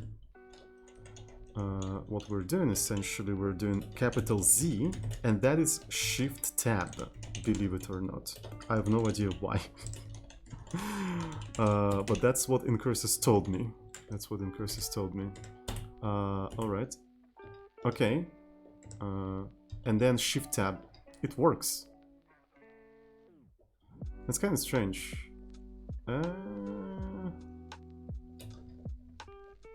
Yeah. So, okay, it creates a really strange situation.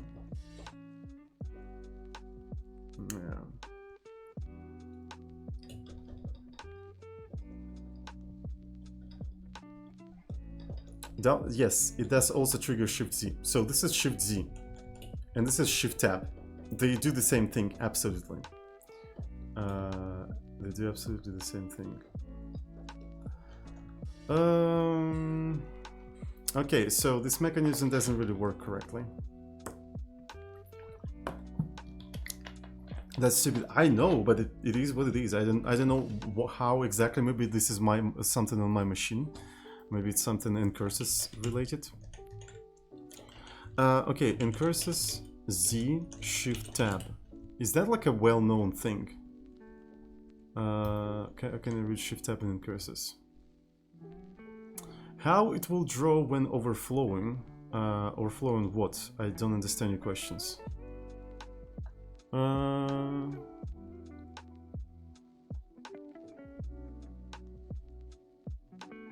Could be related to locale, yeah. Why do you have so much words? Oh my god. Show key. I don't want to read all of that. It's show key minus A. Okay. Oh, it basically with. Okay, I see.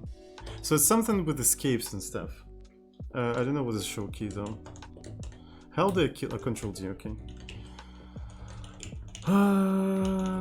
Show key. Examine the key code sent by. This is actually a pretty useful application. Thank you so much. All right. So this idea doesn't really work. as I wanted it to work. So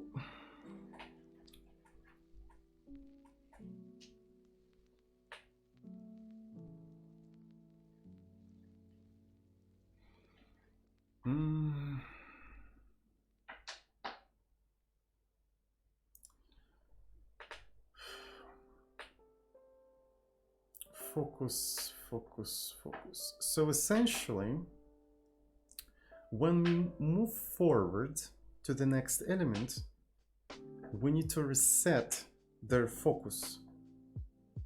They need to reset their focus either to the beginning or to the end, depending on whether we switch to the... Okay, so that actually forces us to have additional methods in the widgets. I think we have way too many additional methods, which is kind of cringe, but anyway. Focus begin, so it sets the focus to the beginning. That's what has to happen. And initially, let's say that it's not going to do anything, and focus end. Essentially, if you are ready to switch to the next widget, you switch to the next widget and you reset it to the beginning. You call it its focus begin. Maybe like reset focus begin. So something like that. Like, so far, I'm not sure if it's a good design, because just to implement a focus mechanism, we had to add like 4 methods to the interface. Is it even justifiable? Justified? I have like a strange feeling that maybe this kind of approach is not justified, but well, we'll see. So we're experimenting anyway. So all of that is just experiments to see whether it's going to be useful or not, generally.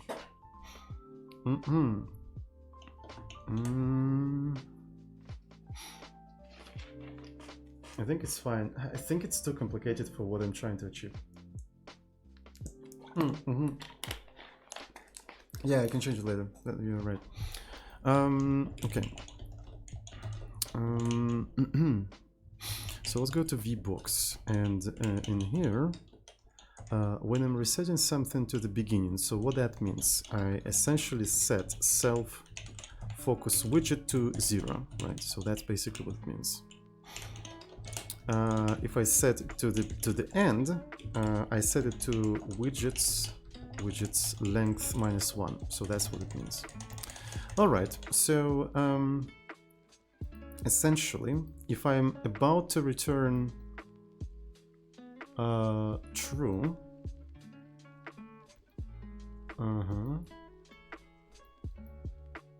so if it's set next,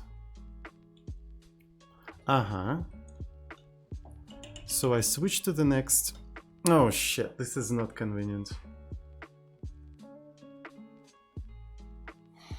So we'll have to do something like wrapped.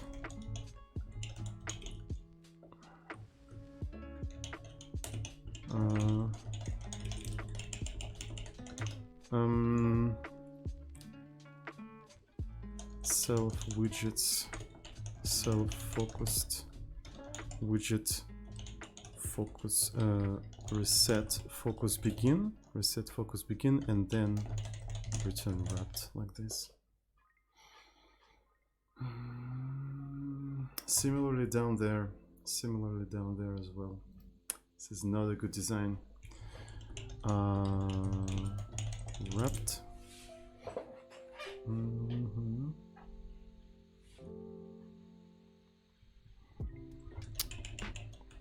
Okay, so self widgets, self-focused widget, reset focus end, and then we'll return what it was wrapped. And by the way, I should remove wrapped from here, so I should also remove it from here, hopefully. My battery is 69%. Nice battery you got there, buddy. Sorry. Okay, so we also need to copy paste. You know what? I'm gonna just remove all of this shit, and I'm gonna just do it like that. I'm just gonna do it like that. Okay. Just gonna paste it here, and Let's see how it goes. Let's see how this is not what I wanted. I just want to run grid. Alright, so I can scroll forth and back. Forth and back, because we sort of reset their focuses accordingly. How much of a useful work that is? I have no idea. Like, this is too much, in my opinion. Like, it's too complicated of a logic. Like, look at that. So, especially if you're gonna write your own mechanism thingy, like, it's just too much things to keep in mind.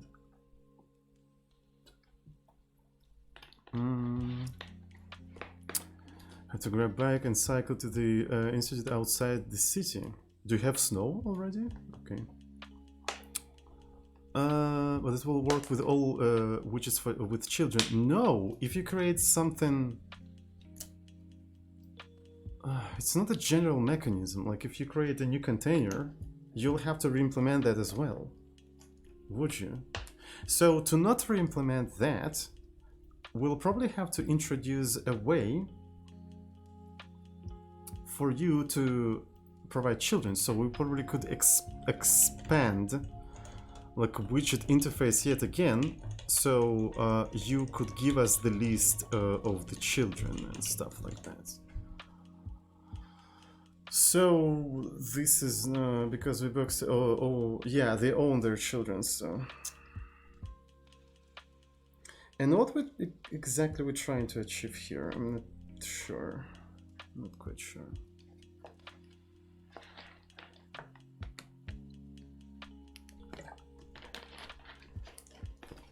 I'm not quite sure what we're trying to achieve here. Maybe we're trying to achieve nothing. I'm trying to achieve nothing. I'm not sure if this mechanism is that useful.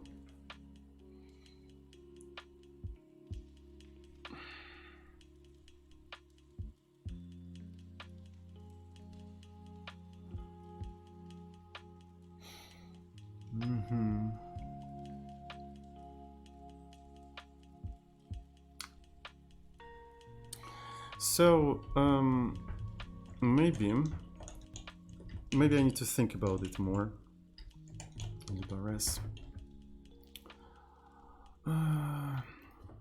So, fan children, right? So we take self and we can get its children. What language is this? This is a language called TUI. Yes, you see, it says in the title, it's a TUI language. It's a TUI language. Can you have like something like iterator of you know, widgets, of other widgets and stuff like that?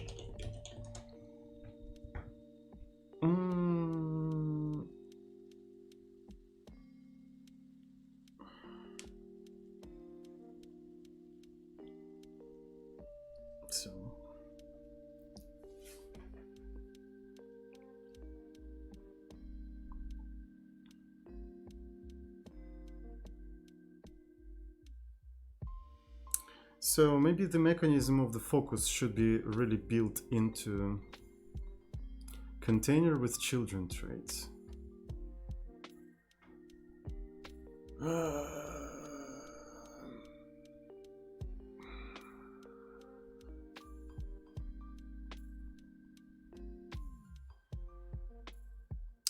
I think I don't have enough information to implement this mechanism. That's the problem here. I don't have enough information. So he's molding? What are you talking about? I'm sorry, I don't understand you. I think I just don't have enough information to implement that. So I'll have to think about it more. Sorry. Well, it works, but I'm not happy with the result. So I'll have to like postpone it. And I'm not sure what exactly I'm solving here. That's probably the reason, right? I'm not sure what I'm solving here. That's why, like, yeah. What's the problem? What's actually the problem? I don't understand. What's actually the problem? So we can try to define the problem, though. We can try to define it. Let me remove this thing. So a problem would be something like controlling two item lists, right? So we have a one item list, and then you have a second item list, and you basically need to switch between them and stuff like that. Sodin, if your terminal were using GPU for rendering, you could write RCU to use mesh. Hello, then. Welcome to the stream. If this kind of focus thing needed in CM, maybe not, to be fair.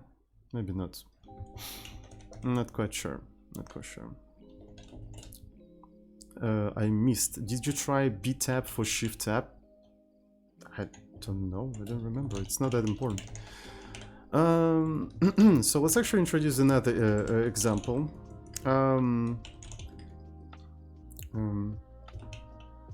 Let's call it 3, 2, like double panel, right? It's gonna be double panel, and we're gonna like have. Why did I create a folder? Why did I create a folder? 03 double panel RS, and I'm gonna use RCU. Excuse me. I don't know what's going on. RCU XZ, and so what we want to have here is two panels, I suppose. Two panels. So we're gonna have a VBox, right? We're gonna have a VBox. We're gonna wrap it, and on the first VBox is gonna have item list. The first VBox is gonna have an item. Jesus Christ! See Vlad FP. Comrade, keep up the good work. Thank you so much for 3 months of tier 1 subscription. Thank you, and welcome to our epic UI club. How about that? Thank you. Alright, so what I want to have here is just a bunch of things. We can generate a range from 0 to 10, and then I'm gonna map that range with format. So this is gonna be foo x, and that is it. All right. Oh, and this has to be a vector as well, right? Because it accepts a vector. It accepts a vector, and then we copy paste that. There we go. And this is going to be bar. Cool. Now, if I try to compile that, it should work. Hopefully, you never know. Build all targets, and it doesn't compile because why? Expected. I think I need to collect that afterwards. Yeah, I forgot to collect, so I have to do collect. Collect. Nice framework I got there. Anything else you want from me? Yeah, because this thing has to be wrapped. Yes, I think it has to be wrapped. Yeah, so it has to be inside of a box. Doesn't work. Functions at the time not found. Really? It doesn't have that? We don't have a wrapped version of item list? Seriously? Don't tell me that. Apparently we don't. Okay. That's very interesting. Probably because I never needed that, so I might as well implement it. Why not? So it's going to wrap items vec t self, and essentially I'm going to do box new self new items. There we go. Should work now. All right. Don't you? Yeah, it has to be box self. Sure. Are you happy now? Are you happy? You seem to be happy. Thank you so much. Now let's try to run this. It's gonna be 03 double panel, and yeah, I think I did the fucky wacky because I wanted to split them like vertically. So let's actually change VBox to HBox and see what's gonna happen. There we go. So we have double panels here. So maybe we can generate more elements there. So maybe we can have something like n. So this is 10. I'm gonna put n here, and then I'm gonna say let's actually have 20 elements instead. Let's have 20, and I forgot the semicolon, classic Zozin, and there you go. So this UI is described with this, you know, this much code. But now we need to control all of that somehow, right? We need to control all of that somehow. I want to write my own testing framework for Python so bad. Did you really need a testing framework for Python? Could you just do assert? Because sometimes I don't even use any testing libraries in C, I just use assert. So, I don't know. Hello, Godkiller David, welcome. So, let me see. We can introduce a proxy. So it's going to be proxy wrap, and I think HBox in this particular situation has to be.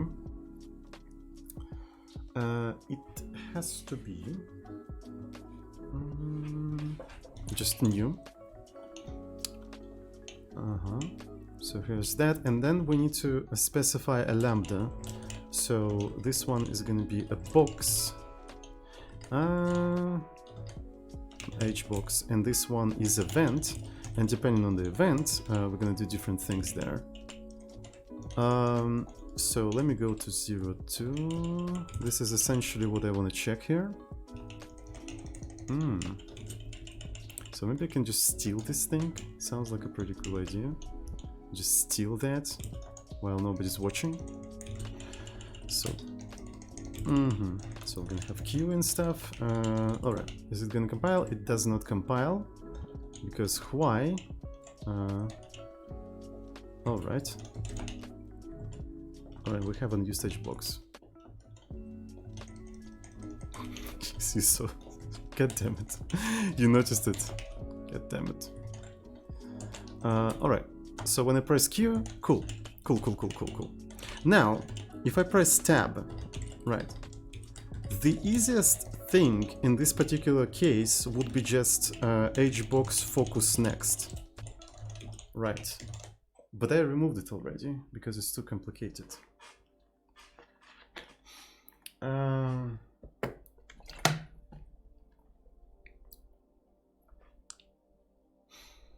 Focus next.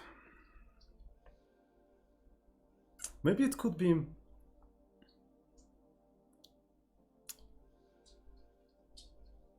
Maybe it could be a purely HBox thing, right? Because at this point, we know for sure the type of HBox, and we have an access to all of its methods. So yeah, maybe for now, just to facilitate this particular mechanism, this particular example, I'm sorry, not the mechanism, but this particular example, we can just have a first focus as an indication of rendering, right? As an indication of rendering, and focus next and focus previous as the methods of HBox and VBox. For now, because like I just want to make this particular example work. All right, so what do we have here so far? I removed everything, right? So I remember that I removed everything. So right now it's not going to compile, right? Because there's no focus next here, right? So let's actually do to do. Okay, so which box?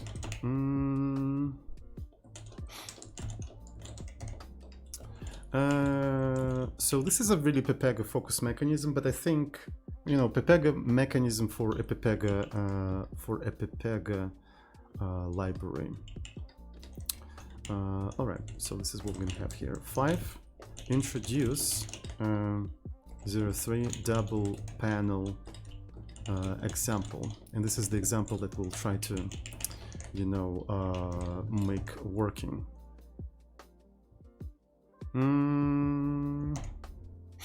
This stream is such a turn on. I'm gonna code soon. Cool. Rejected, no fast forward. Ah, I already pushed 5. Okay, so let me remove it from the remote. Let me remove it from the remote. All right. Funk Chi. What the fuck? Hello. Welcome to the streamers. If he steals the code, how the code is still in original place? Because it's still in original place. Okay. Why are you using web chat today? Because Chitarina ripped. So the thing is, today Chitarina started to crash on an assertion because FFZ started to return some unexpected data for Chitarina. And I tried to rebuild Chitarina, the latest Chitarina, and apparently the latest Chitarina uses a newer version of Qt that is available in Debian stale. So I decided to abandon that idea for today. So tomorrow I'm gonna try to upgrade Qt somehow and build Chitarina again. FFZ just dosed Chitarina apparently, yeah. Classic. Anyways, Debian stale. I mean, yes, I'm using Debian stale. Yeah. Doesn't really say it anywhere, but anyways. So am I ready to push that? Am I ready to do a pushy? Yes, I am ready to do a pushy. Yes. Alright. Did I read? What the fuck is going on? Okay, so everything's okay. Cool. Now I'm going back to this thing. Where's the widget? And I'm gonna again introduce this focused because I removed it because I thought that I don't need it, but at some point we will actually need it. So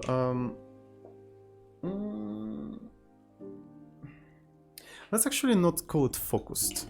Let's call it active, right? So let's not talk about focus mechanism, right? It's either active or inactive, something like that. I think it would be even better, right? Because then you'll be able to implement your own focus mechanisms and whatnot. The fuck. All right, so here's the focused active, I mean. So widget. All right.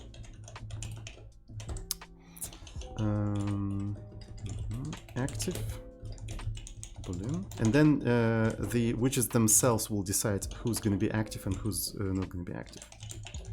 Who's going to be passive.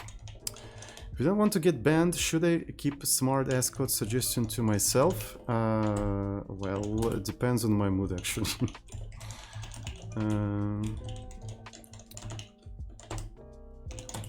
So sometimes I can tolerate them, sometimes I cannot.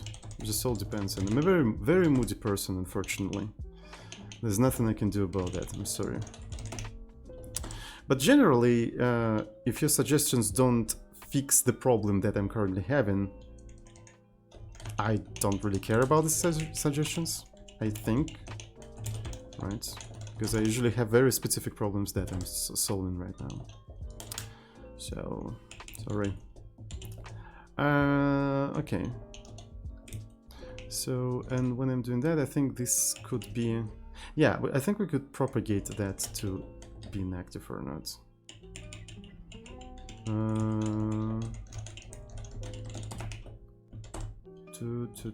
Okay, so when I'm rendering... So this is a proxy, and since it's proxying like active as well. It's just a wrapper. Okay, widget box. Alright. Let's do it as well. Cool. So, nice. Let's do a committee.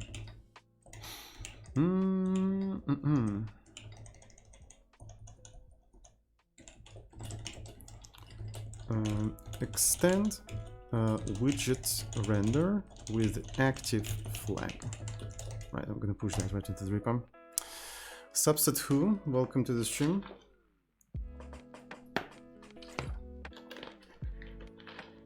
Alrighty.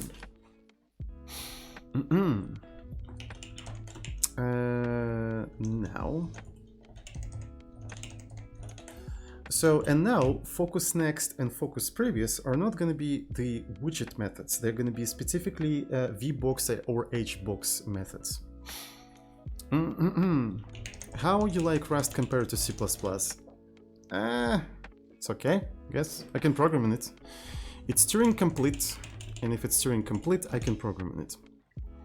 So we have a VBox, or do we have a VBox? I don't remember. It's 03. So HBox. HBox. All right, and in here we're gonna have special methods like focus next, right? Focus next, which is very simple actually, right? And focus previous, like this. I'm gonna have focus use size and focus 0. So now focus next. Focus plus 1, but we're also going to do a mod of widgets len. Right, what if focus is actually what if len is actually 0? So maybe we also need to check that if widgets not empty, only then we try to do this kind of stuff. Otherwise it doesn't make any sense.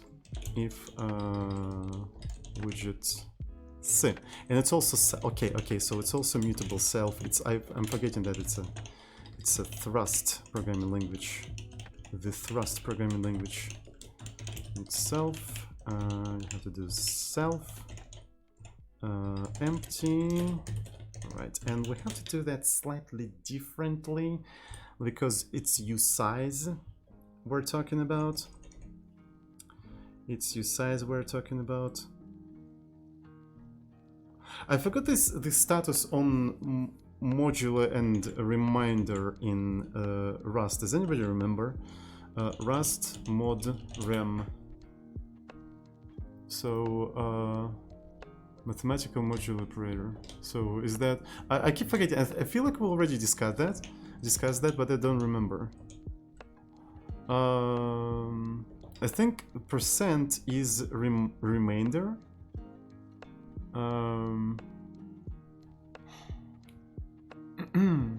Hi, can you accept my pull request in your org clip repo? Did you submit it recently? We usually look through the pull requests on Monday, so I'm gonna check out it on next Monday. Did you submit some sort of a pull request? Recently. Okay, so every Monday we actually go through all of the notifications, and I actually have like usually decent amount of notifications. By the way, I went through all of my notifications yesterday. So this is how much I got in one day. Right. So yeah, I have a designated day in a week where I just go through all of the notifications, address them, and review them. So I'm gonna look at your pull request on the next Monday. So yeah, have you seen that you created a prediction on Twitch now? No. What prediction? I don't understand what you're talking about. No, I'm sorry. Oh, can create prediction. Oh, okay. I think I know. It's something with the cells or something. Okay, but yeah, I think I saw something like that, but I don't know how to use it. So, all right, focus. If focus equals 0, that means focus. I'll check it out after the stream maybe. Let me put a reminder to myself. Predictions. Post-dictions, predictions. -1. Otherwise, focus. All right. So, yeah, this is going to be exclusively HBox thingy, and we'll see how it goes.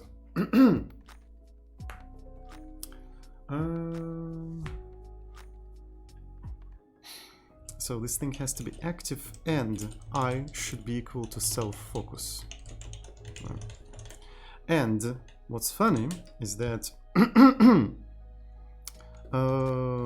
widgets, can I do get? So if in vec I do get, does it return option? Does it return option? Because I keep forgetting about this kind of stuff. And because I'm Zozin, I forget everything. Get. Yes, I can even do get mute. Nice, nice, nice, nice. Cool. Okay, get mute. Self focus. And then I can do map. I'm not even sure if it... Yeah, I think I should use map. Might as well do something like if let some widget like this, and it's gonna be widget handle event. See what I'm doing here? See what I'm doing here? So essentially, yeah, if such widget exists and everything's okay, I'm gonna propagate the event there, but only there. All right, that's cool. That's pretty cool. Is it gonna compile? No, of course not. It will be too easy. Piece of cake. It has to be a comma. All right. Self. I keep forgetting about self. Is it possible to use self? Why?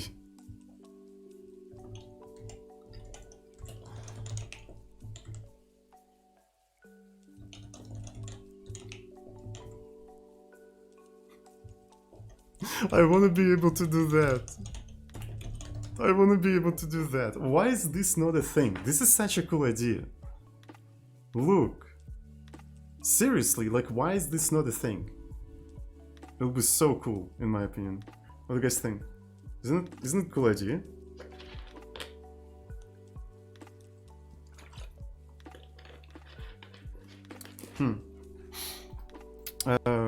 Rust use self. Is that a thing? Is that a thing? Self actually refers to the module itself, I think. That's why it's not gonna really work.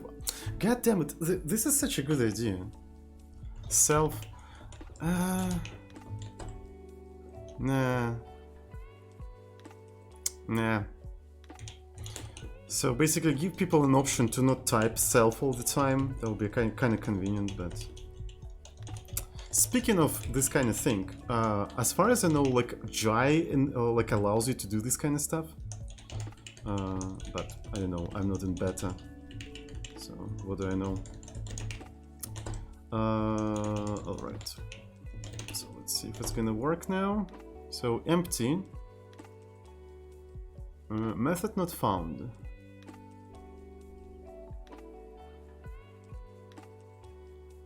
Do we have empty in vec?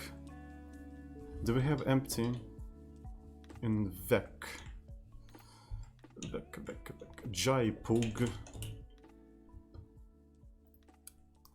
As far as I know, GUI is not like a final name of the language, so when it will be officially released, it's going to be called completely different. Is empty, yeah. Thank you so much. And it's going to be so weird. Everybody got used to calling it GUI, and after its official release, it's probably going to have a completely different name. And is it going to be like, I don't even know how they're going to handle that from the marketing point of view.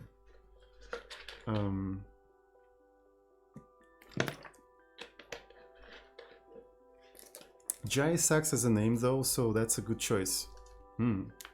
Yeah, probably.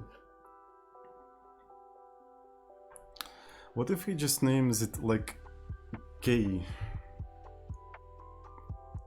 Okay. What? Gay programming language. Nice, like that.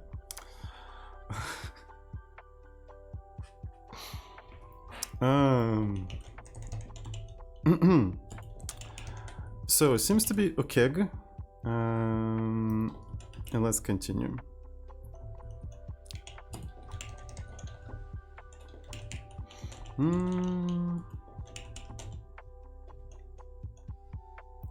So 03 and as I already said, we have an access to edge box, right? So we're gonna do focus next. We're gonna do focus next, and let's see if it's gonna work. It does compile. So you see, we can wrap around the edge box and we can say like focus next and so on and so forth. But what's funny is that we need a wrapper for item lists. We need the wrappers for item lists. So I think the easiest way to go about that would be to have something like item list controls, which accepts item list. I suppose we can say like of any type. Let's actually make it generic, whatever. And what it's gonna return is, I suppose it's gonna return like a proxy of some sort. So it's gonna be a box proxy item list t. Fuck is this shit? Wait a second, I need to check out the proxy. So when I create a proxy, right, it's parameterized by the widget. Okay, so proxy parameterized by the widget, item list also parameterized by the elements it holds. Is it parameterized? It is. Okay, so the actual type of this thing is going to be that. Yes. Love it. So it's a item list, proxy box, and so on and so forth. Epic. I love that. So essentially, it's going to be proxy wrap, and we're wrapping item list, so we're moving it inside of it, and this is where we're gonna do it like this: list event. It's gonna be match, like so. Match. So and J is gonna be list down. K is gonna be list up. There we go. So this is how we implement controls for this thing. Now, item list controls, right? Like this. I think it's not particularly convenient. One of the things we can do is let left list item list. Yeah. Okay, then here, item list, right list. I'm gonna save it like that, so it's a little bit easier for us to handle. And after that is gonna be item list controls, left list, item list controls, right list. You see what we're doing here? You see what we're doing here? So basically we use the same controls for both of the lists. So it does not compile. I really like that. I really like when the shit does not compile. Does it compile now? I think we should return that.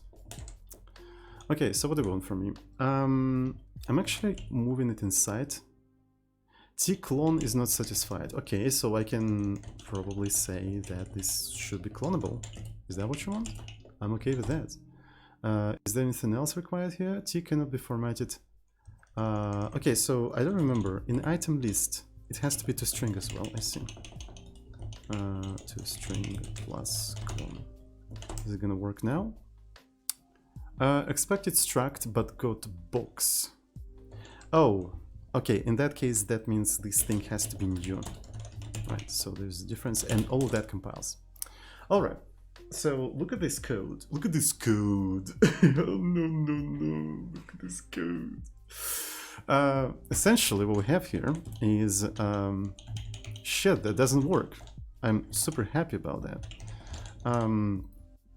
So it does not propagate any events further, and the reason why it doesn't do that is because I didn't explicitly coded it like that. So yep. Essentially what I'm thinking, if we get an event that we don't match or anything, here somewhere we can do hbox handle event, and we just propagate it down even further. Right. So yeah, if we encounter a key that we don't know what to do about it, we just propagate it further.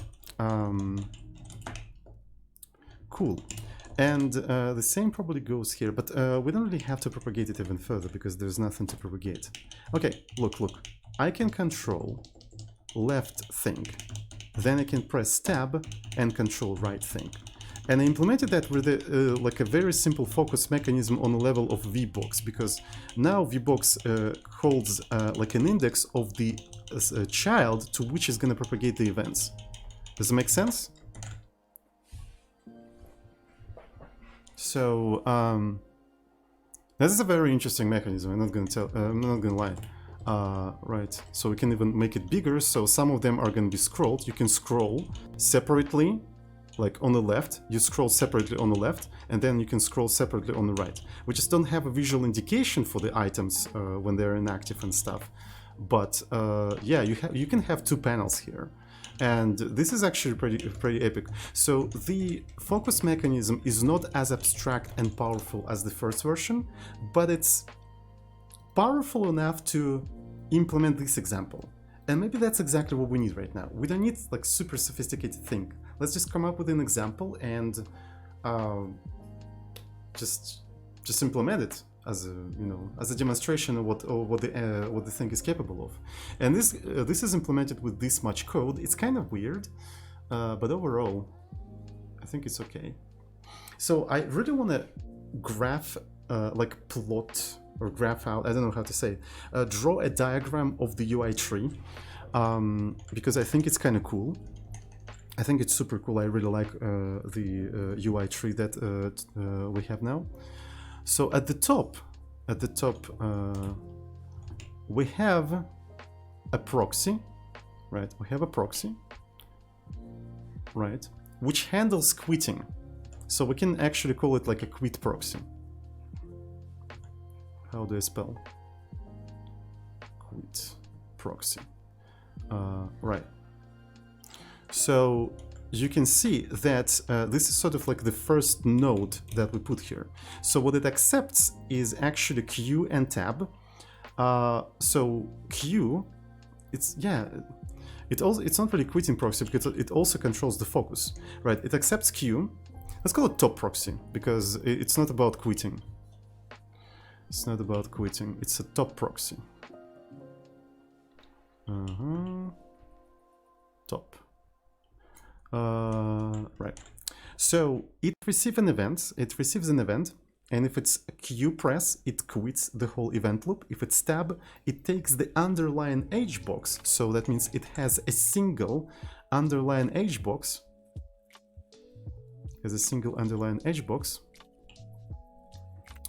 That it has an access to, right? So this is how it goes. All right. Now, and then it wraps the H box that has two children, and these two children are item list controls. And I moved item list control like as a boilerplate to a separate function, right? So let me show you. So we have two things, list control, CTRL, and another list control, right. And these are the children of HBox, two of them. Each list control actually wraps a list. So what we have here is first list, second list, actually left list and right list. Like this. Right. And how that works, like if you press Q, right, you press Q, that Q goes to the top proxy, and since we're handling Q in top proxy, it's gonna call Q, and it's not gonna propagate any events any further down below. The same goes to the tab. If you press tab, it handles tab. It asks HBox to switch the focus, and it does not propagate any events even further. Right. If you press anything else, top proxy is going to ignore that. It's going to send it to HBox. HBox, depending on what is currently focused, the left one or the right one, will redirect that event there, and that event will go into list control. Right, and in the list control, if it's J or K, it will either go up or down. So this is the code that describes this kind of like hierarchy of UI.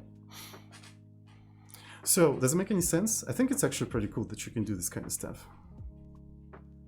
Right. So, and focus is a primarily boxes mechanisms, right? It's not the whole widget mechanism. It's a box. It's only for boxes. Yeah, and so far it kind of works pretty cool. So yeah, I really like the simplicity of these things. I want to keep this entire thing simple. Okay. So yeah, we introduced the third example, and it's super cool. Maybe we can even like have 100 elements. Why not? There's no reason to not have 100 elements, especially if we can just scroll up and down.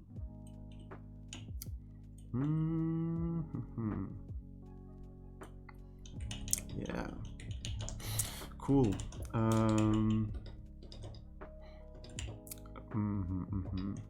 So maybe it would also make sense to copy paste that focus mechanism to VBox as well. So, and also maybe we need to implement like a widget that is called box that just has widgets and focuses and implementation of the focus mechanisms, and then we can inherit VBox and HBox or something like that. That would be interesting, I think. What do you guys think? So we don't have to, you know, repeat that shit over and over again. So when box itself doesn't really know how to render itself, only VBox or HBox. I don't know. All right. Introduce focus mechanism for HBox. I'm gonna push that right into the repo. So yeah, I think it would be actually cool to introduce like a box thingy, which implements like a thing that is common between VBox and HBox.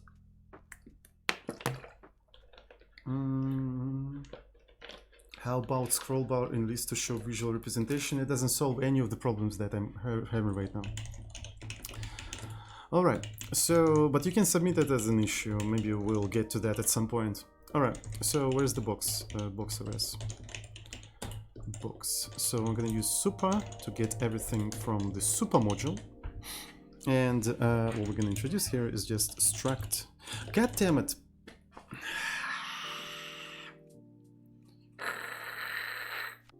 Rust. Why did you take such a cool name?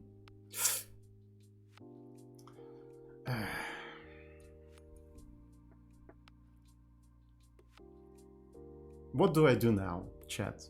What do I do now? I want to have like an abstract box that just holds the common behavior between VBox and HBox, and I cannot call it a box. Can't call it a box, I just cannot call it a box. Abandon hope, yeah. Cry. I'm gonna cry, don't worry, but after the stream. I don't usually cry in public. You can. I can. Because box in a different X because it's a cross box, right? Right.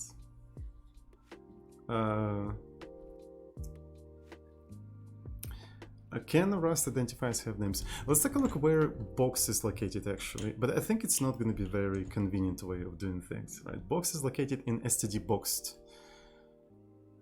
So, and if you want to refer to box, you'll have to provide like a full qualifier or something, and it's just going to be like a namespace management hell or something.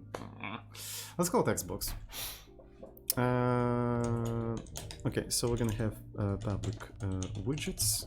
So vec box dim widgets. Cool. And we're gonna have a focus. I actually have to switch them. You can do use box as stdbox, and then I'll have to replace the index of box everywhere in the code. This is additional work.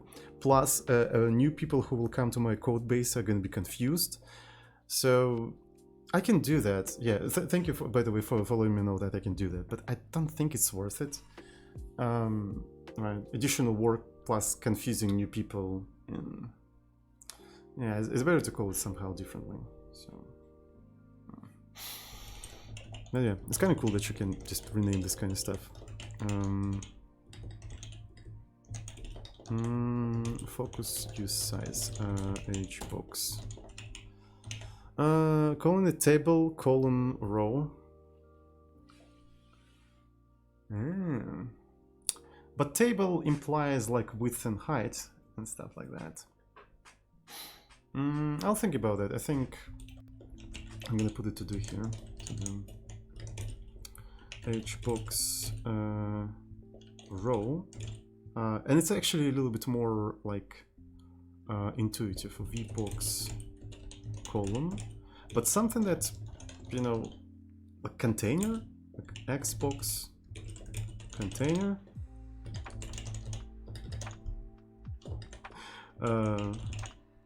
Yeah, could be just a container. Yeah, boxy.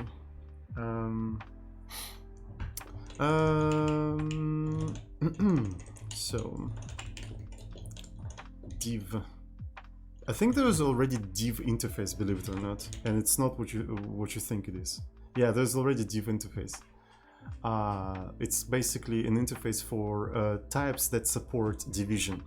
So if you want to have a type that's divisible, you can implement that interface. So yeah, it's a thing.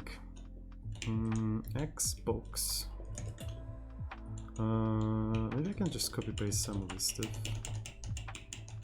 Damn it, Rust, yes, exactly. Socks, maybe.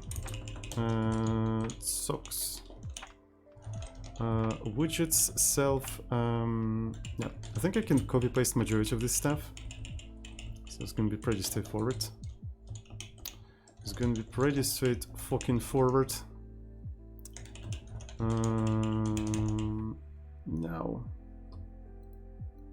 So we're not gonna implement any rendering, I suppose, but yeah, we need to implement a widget for the Xbox.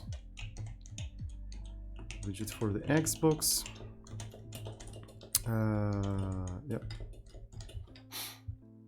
So rendering is not gonna do anything. But, and maybe I'll also have to like indicate that I don't use these things. Handle event is going to be the same among all of them, and I guess that's it. So this is the Xbox, right? This is the Xbox. So I wonder if it's going to compile. Well, I mean, I don't use it, so it's probably compiling. So I'm going to go to hbox and I'm going to say something like yeah, Xbox hbox, so it just wraps it around. If I want to create this thing, I just do self Xbox.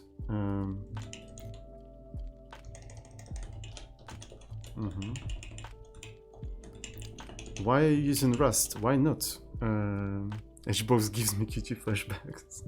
By the way, hello Fort, welcome to the stream. So new widgets, and this stays the same, and pretty much everything else. Not everything else, but focus next. Yeah. Self Xbox focus next. So we have to forward these things. Right, we're just forwarding them. I'm just forwarding them. Rendering is gonna be like this, except we have to go a little bit deeper. But in terms of handling, this is going to be like self Xbox handle event. There we go. Self widgets, right? Self Xbox, and yeah. Come on. Sojin, when release RCU2, are you going to rename Xbox to Xbox 360? When I add a rotation, yes, I'm gonna call it Xbox 360. Right. Ah, funny yoke. Oh fuck. Use of undeclared type Xbox. Really? Are you sure about that? Oh, this is because... what the fuck? Ah, okay. So box first of all has to be called X. And then I also have to add this thing. So it's gonna be like a mod Xbox.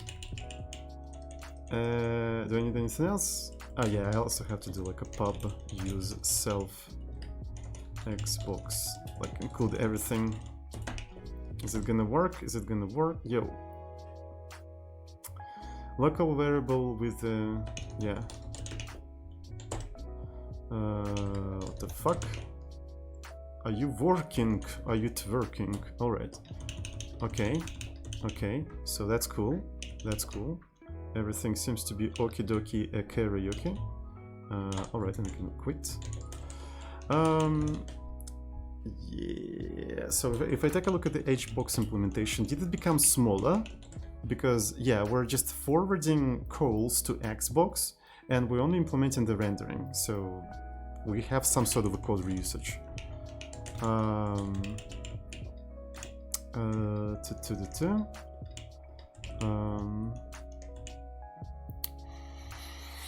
Will implement PS5? Yes, I'll implement that.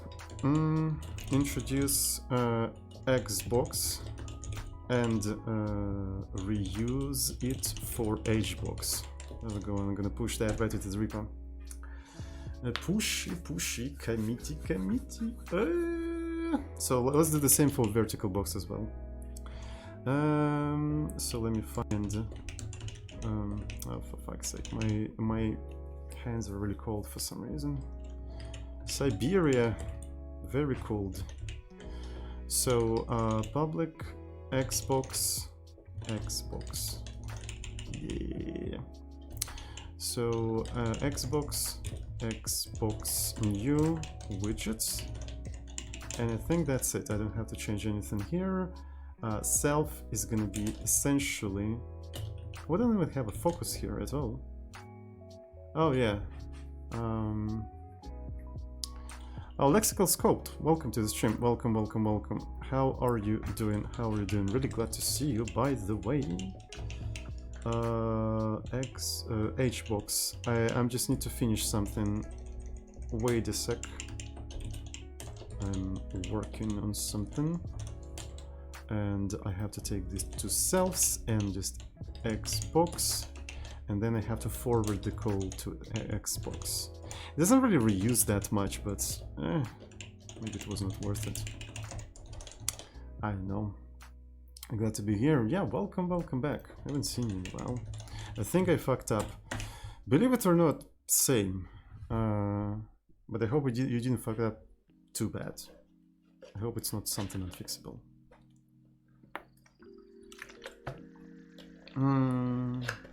Rewriting Xbox in Rustbox. Yes, that's what I'm doing. Alright, let's see if I... okay, everything seems to be okay. If I try to run, for example, to item list, my training returns -1 for 1 instead of 1. Well, time to debug neural networks. It's a really fun activity. Alright, so 0, 1 is actually the grid. And the grid seems to be working, the grid seems to be twerking. So this is the grid. And the second one, double panel. It's actually third one. Yeah. So I like to number them because like in order of increasing complexity. So this is like a very basic. Even though it contains a lot of things, it's just very basic functionality. You can just look at how it behaves and quit it.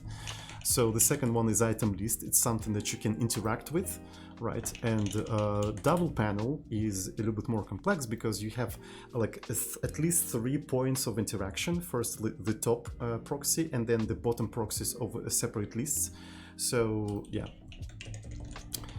So that's why I want to just number them in order in which you have to look at them.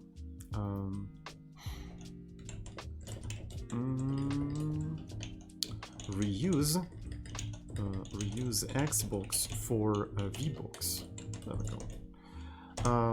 Okay, so I think the time has come to finally rename these boxes, because I think this naming is kind of meh. So as suggested by Feng-Chi, I think HBox has to be renamed to row. Let's call it row. Right. So I suppose it's a Flutter terminology. So this is going to be row, and I think we're going to go through all of the compilation errors and just fix them. So this is going to be row. Made an impact. I mean, you can submit the pull request at any point. Okay, so I'm going to do the following thing. I'm going to query replace HBox with the row. I really like this naming scheme, to be fair. So, yep.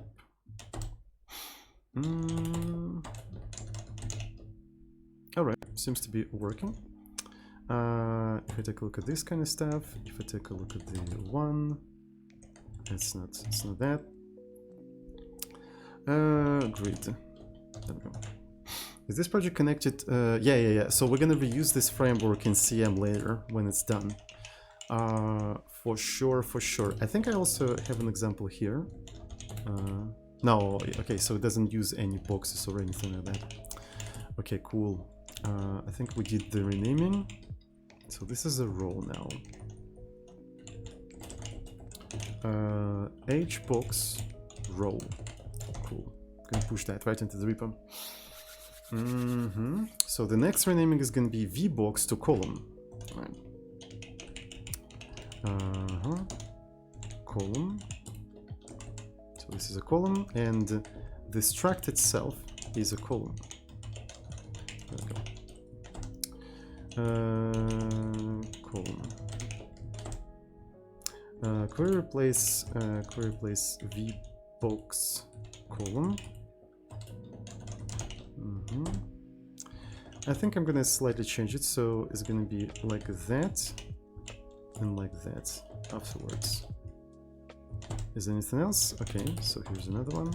Yeah, there we go. So the grid example actually makes more sense now. It's just, you can see that it's a column with a bunch of rows, but we can actually switch it around. We can just have a single row with a bunch of columns. Yeah, so now it definitely makes more sense. All right, so let's go through all of that. So here's the grid, item list, and 3 double panel. Okay, cool. Everything seems to be okie dokie.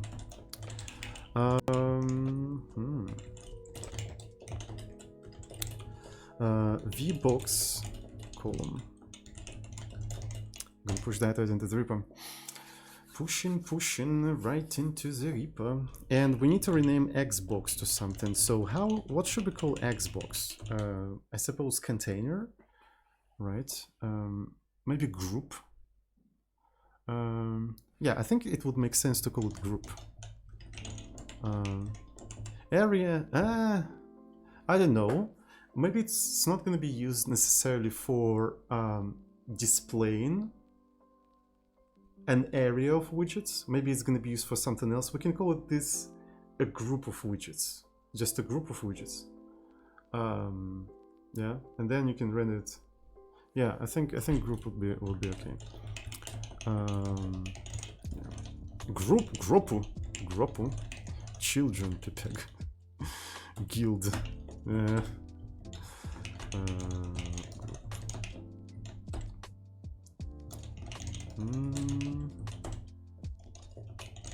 Panel stack. Are you just saying random words?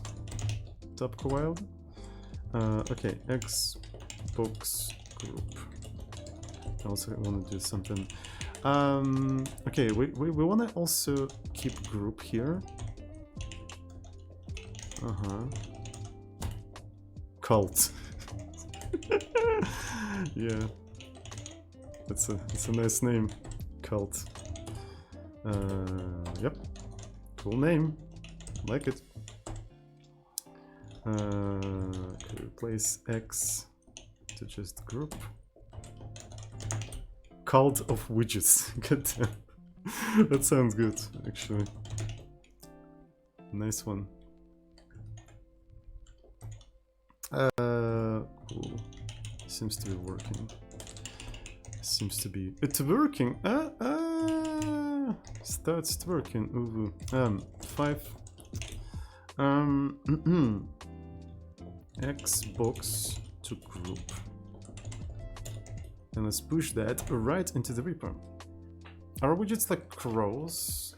We could call them it a murder. What?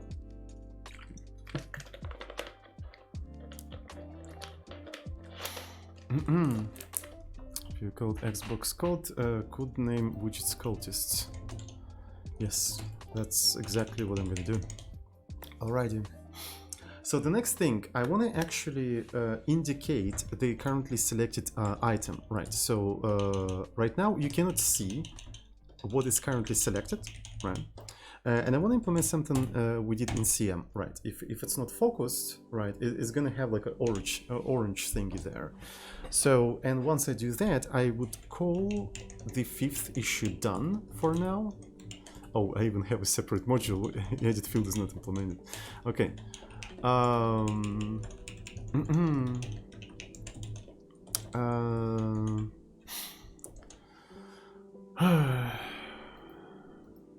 need to pee.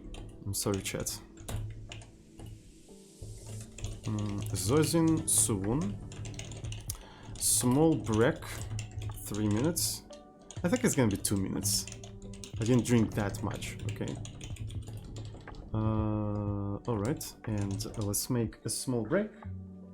And you guys have fun.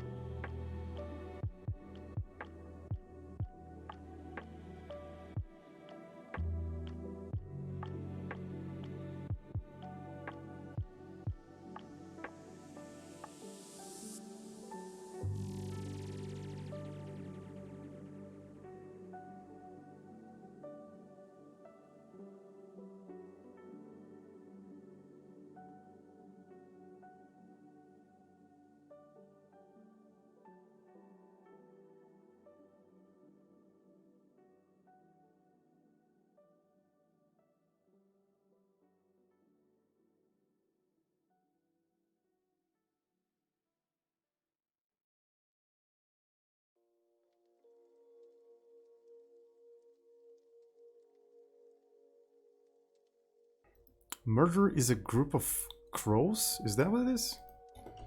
By the way, hello, welcome back. Welcome, welcome, welcome. Okay, I didn't know that. Thank you. Thank you so much.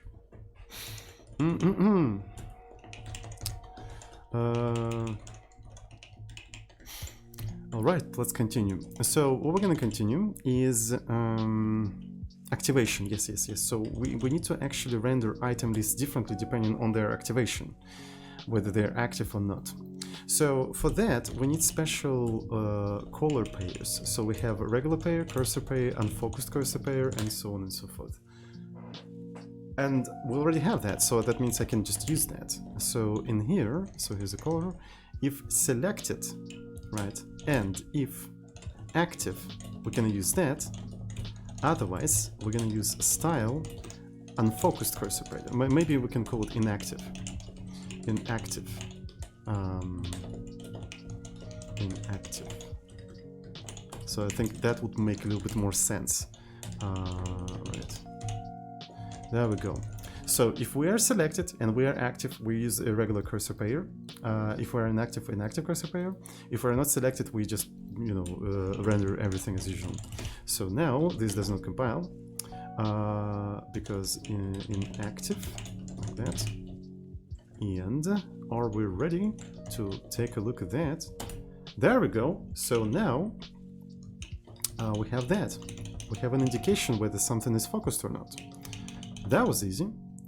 But yeah. On top of that, I would like to like extend the cursor to the end of the widget, right, as we do in CM, right, because it's like, you know, extended to the end of the widget, which is kind of convenient. So yeah, fancy. And this program, the size of this program, let me show you, is this. So this is the whole program that does that. So essentially you just describe the UI tree and how you're gonna handle elements in that UI tree, and it works. So it's more of a declarative approach rather than, you know, imperative. But there are imperative elements to it, right? Something like this. Anyways, overall, it's pretty cool.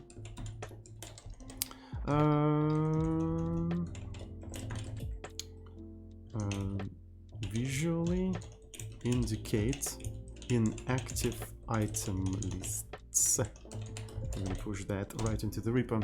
So do I want to extend the cursor in the scope of the current issue? Maybe not, maybe not. Maybe there's some more important things to do right now. Let me see. So do we have an issue for that? I think I have to rewrite a whole tensor class from scratch. On the one hand, it's sad, but on the other hand, more programming, more content, I don't know, more activity that stimulates brain. I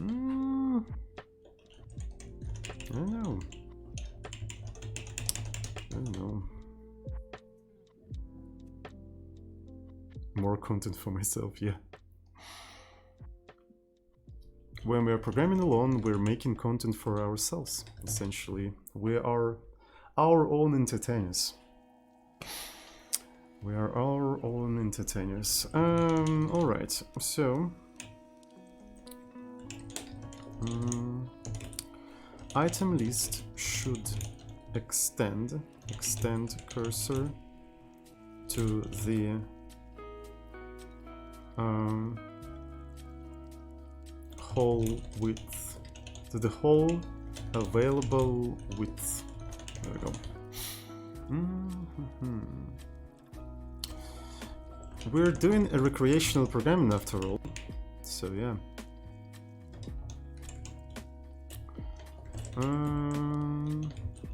You know what, I'm gonna just create a pull request and I'm gonna snitch up all of these to-dos. How many to-dos did I introduce? I don't think I introduced that many. So yeah, only one. I suppose I removed some of the to-dos that I introduced in the previous iteration of a focus mechanism.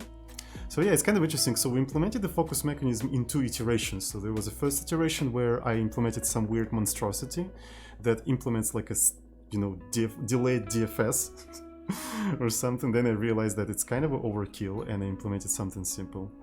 All right. Focus mechanisms. Okay. Introduce focus mechanisms for containers, for widget containers. There we go. Really don't want to overcomplicate the framework that early. Really don't want to overcomplicate it. All right.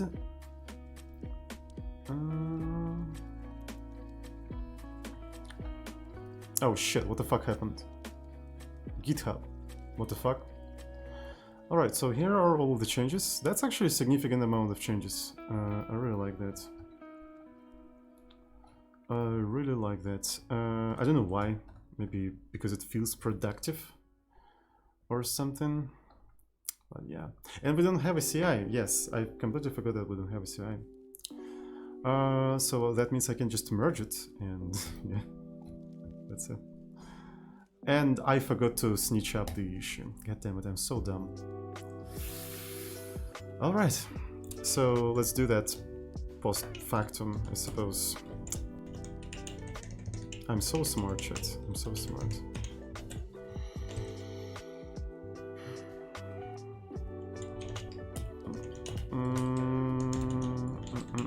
Okay, now snitch report. I'm not gonna prepend anything, so I'm gonna just report it as it is and just be done with it. Just be done, and let's push that right into the repos. And yep.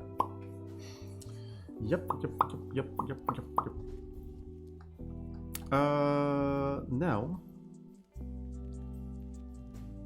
so another important mechanism that I wanted to have was also event mechanism extension that enables with signaling from the bottom of the UI tree to the top. So let's come up with an example where it would be needed. I think this is how we're gonna design this framework right now. I'm gonna first come up with an example where it's really needed. All right, and only then I'm gonna start working on the mechanism that makes it possible. So I think it would make more sense, I think.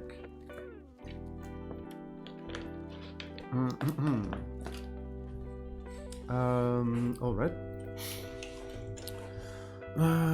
So let's create a separate branch, and it's going to be the branch 13. And Sodin, move the issue to in progress stage. Oh, thank you so much. I forgot about it. Thank you. Yeah. Sorry. Now, what's going to be the example?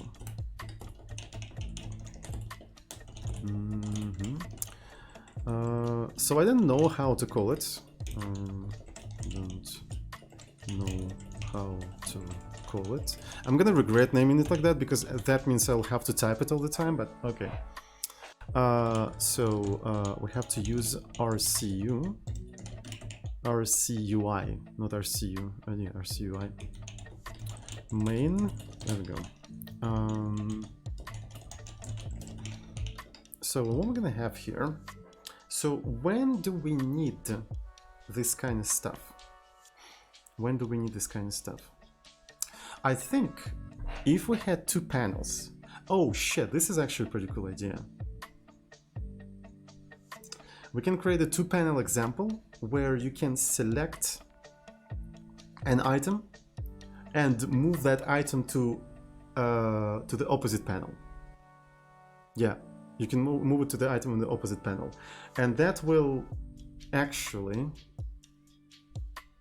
yeah, that will require actually signaling from the bottom of the list to the top, because you will have to ask somebody at the top to add it back. So that's what you will have to do. So yeah, and we can try to do that with the events, but what kind of events we can put there?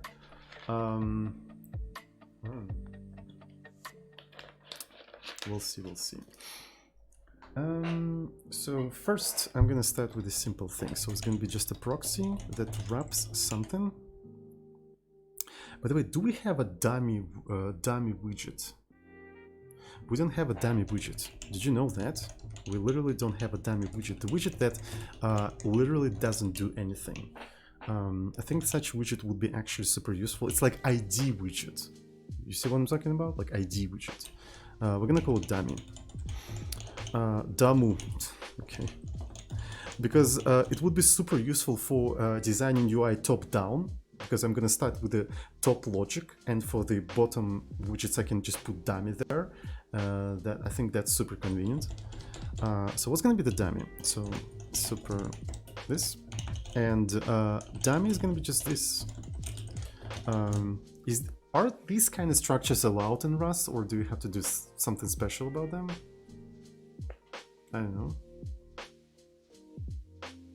Maybe you have to do something like in num dummy, and I can do like a single instance of that dummy so we can create it or something. Because you need an instance of that thing. Let me actually research that. Rust empty structs. Initializing empty structs in Rust.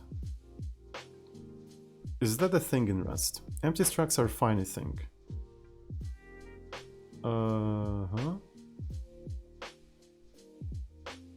I don't see any empty structs here. Okay, so let's actually assume that they're okay. Struct. Struct dummy. You think it's gonna work? Okay. Let's implement a widget for a dummy, and let's see what the compiler will tell us. Okay, it's not gonna work that easily. So I want to do wrap. Okay, well, what is Russian language doing here? That's weird. Okay, I'm gonna ignore all of that. And then I want to put a dummy there. Lexical scope donated $10. What the Teodio, donation message. Thank you so much, Lexical Scope, for $10. Thank you for supporting the channel. Didn't expect that, but yeah, thank you so much. Yeah.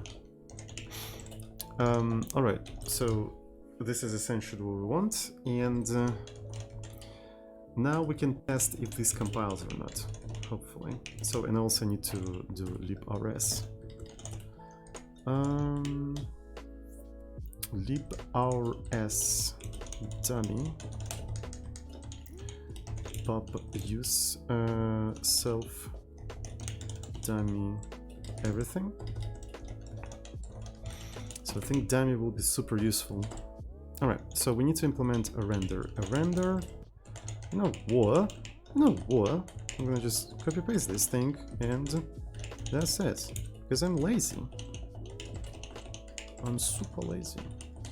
And it doesn't handle any events as well. Doesn't handle anything.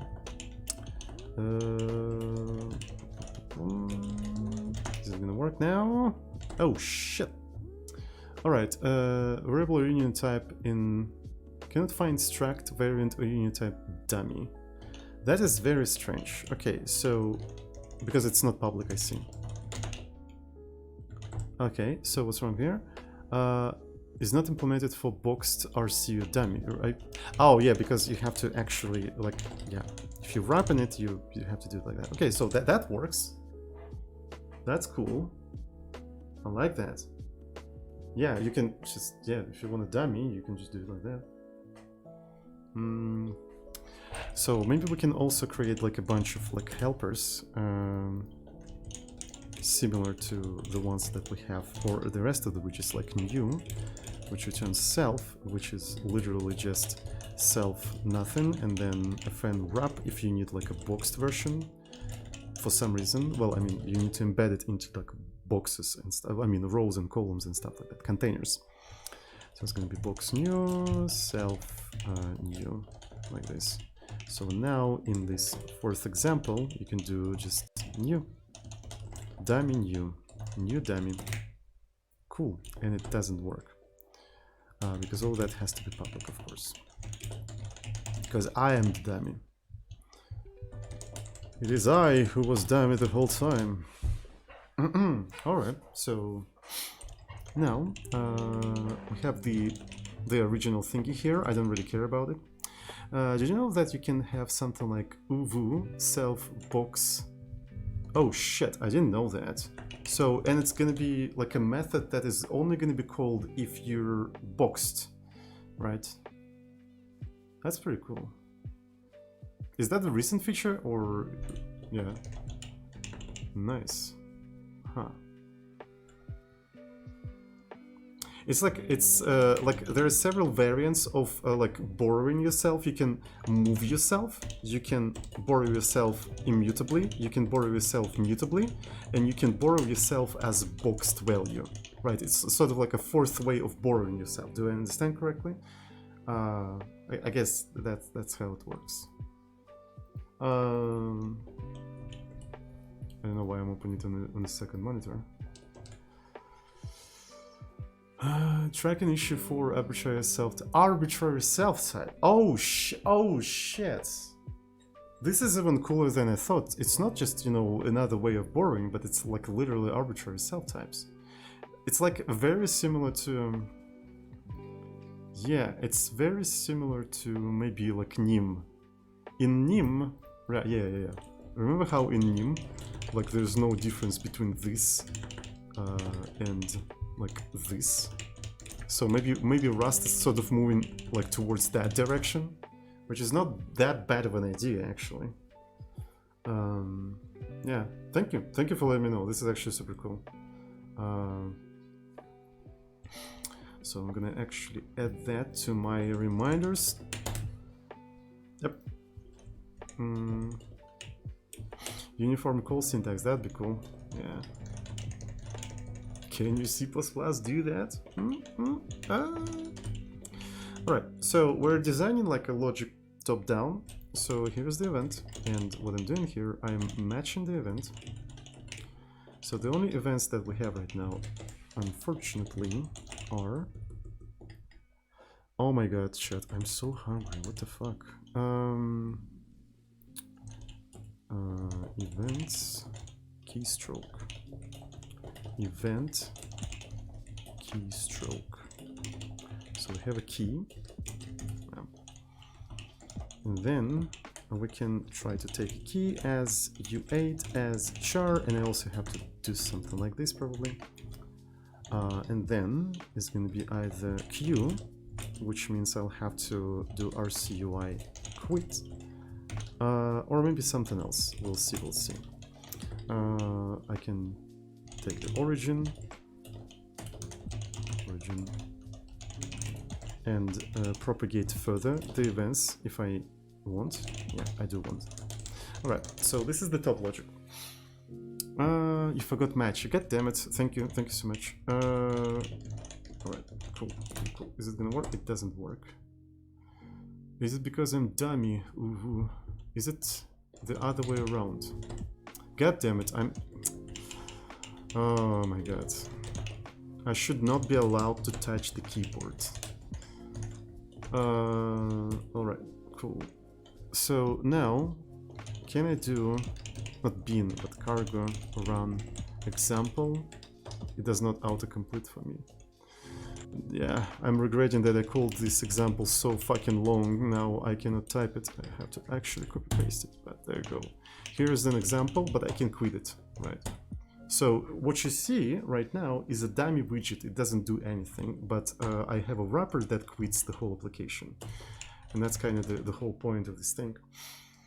Okay, now I need actually for quit. No, it's gonna be more than that. It's gonna be like a similar to double panel and whatnot. So now I want to have like a row, right? We're gonna have a row. So this one is not wrapped. It's a row of 2 elements. It's a row of 2 elements.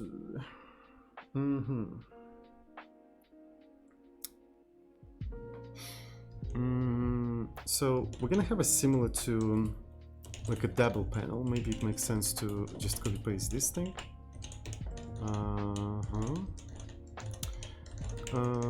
Should not be, I should go back to living in a cave. Well, if you want to. Do you want to live in a cave?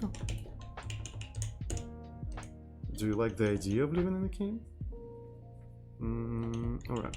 So we're gonna generate like at least 10 elements, and on top of that, no. Yeah, I can understand that. Caves are gross. Have you played Cave Story? It's actually a pretty cool game.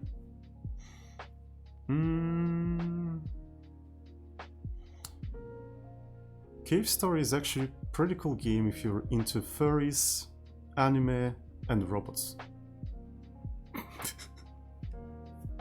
Anyways, is it open source? Okay, that's pretty cool. Didn't know that. By the way, hello Noodlegore, welcome. I didn't know. Oh my god, You've been around for quite some time and I didn't notice you. Hello, hello. Welcome, welcome, welcome. So,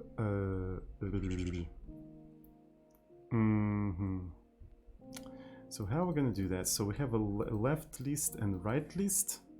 So it's gonna be item list controls. You know,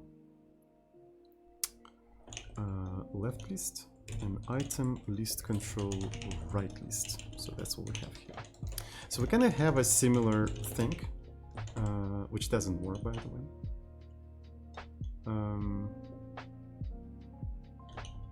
This is because it doesn't know the type of this. Okay, so it's gonna be string. So mecha anime and cat girls. There's no cat girls there, I guess. Cannot remember a single one. So they have their special types of furs. I don't remember their name. They like it's like a fictional furry creatures. No cat girls. I think, you know, the like cave story would be way better if it had cat girls, but unfortunately, sorry. To be fair, I don't think it's open source. God damn it. Debated yet again. Alright.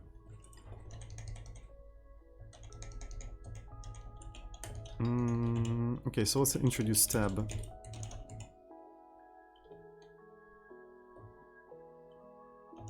So the tab should be on this level.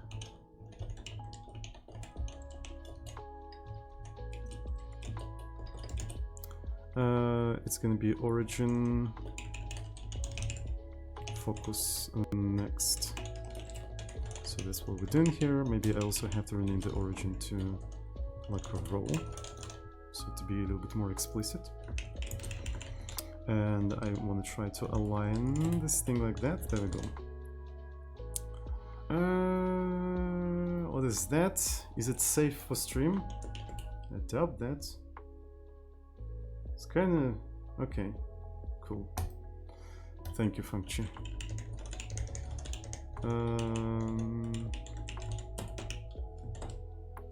Alright, this is actually T.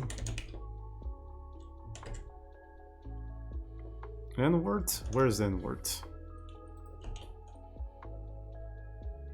Yeah, sorry, Function, you have to vanish yourself.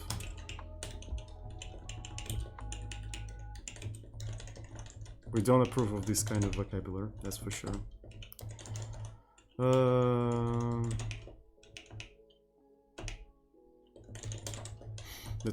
That's why you get a timeout.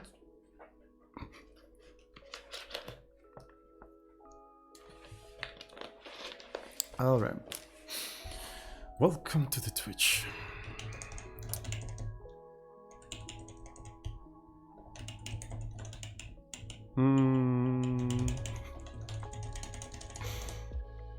Classic touching stream, am I right? Nulagor. Yeah. Alright, so if I try to run this thing... Okay, so it switches the focus and epic. It doesn't take into account when we don't have an elements. I love that. I love when that shit happens. Yeah. Cool. Let's go into the item list and try to fix that.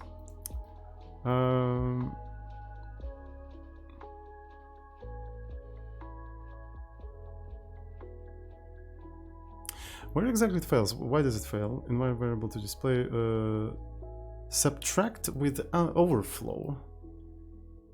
Ha.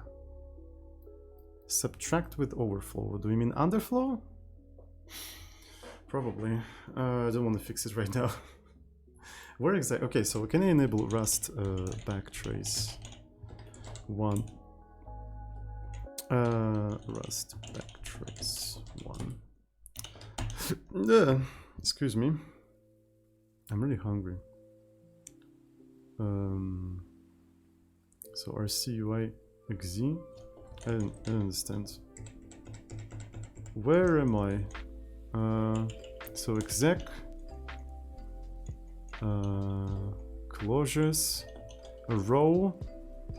Okay, group. Fan once. Okay, it goes into item list, that's understandable. down 20. Okay, so that's a really huge stack trace. Jesus Christ. 29.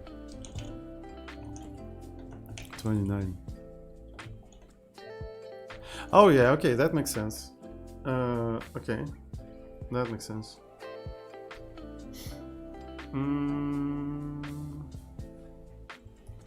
I mean, we can do something like this. If like, let me revert this thing. If it's short circuiting, shouldn't be that big of an issue. If it's greater than 0 and this thing, and we may even replace this entire stuff with just n, where n is that. It's kind of cool that it, you know, it crashes instead of like, you know, introducing any like a remote code vulnerability. All right, so seems good, seems good. All right, like that. Thank you everyone. Now, what I want to do, essentially, when I press enter, I want this item to go to the right. Right, so that's what I want to do. And when I switch to the right part, when I press enter, I want another element to go to the left. So, and that may require like more advanced mechanisms of, you know, signaling and propagating events and stuff like that.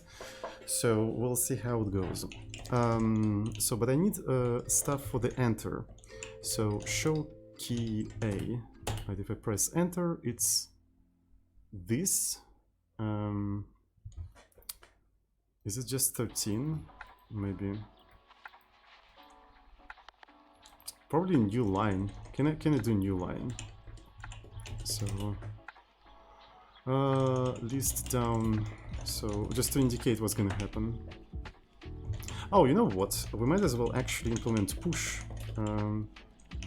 where we do something like toString, right? And does list have that? List doesn't have that, so we might go to list and just implement that method there. I think that will be useful. Public fn push, and it's a mutable self, and it's an item, right? And we just do self items push item.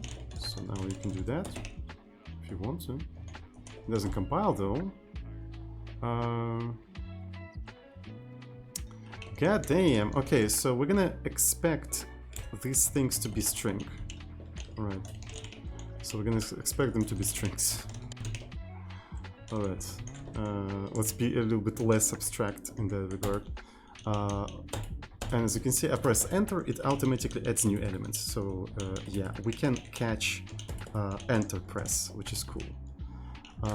Now, on pressing enter, I should be able to get the current element and maybe also remove it. And then send it to the opposite thing. The question is how I'm gonna send it to the opposite thing. I have no idea. We'll see, we'll see, we'll see. Chat Arena is dead for a while, but I think I'm gonna bring it back soon.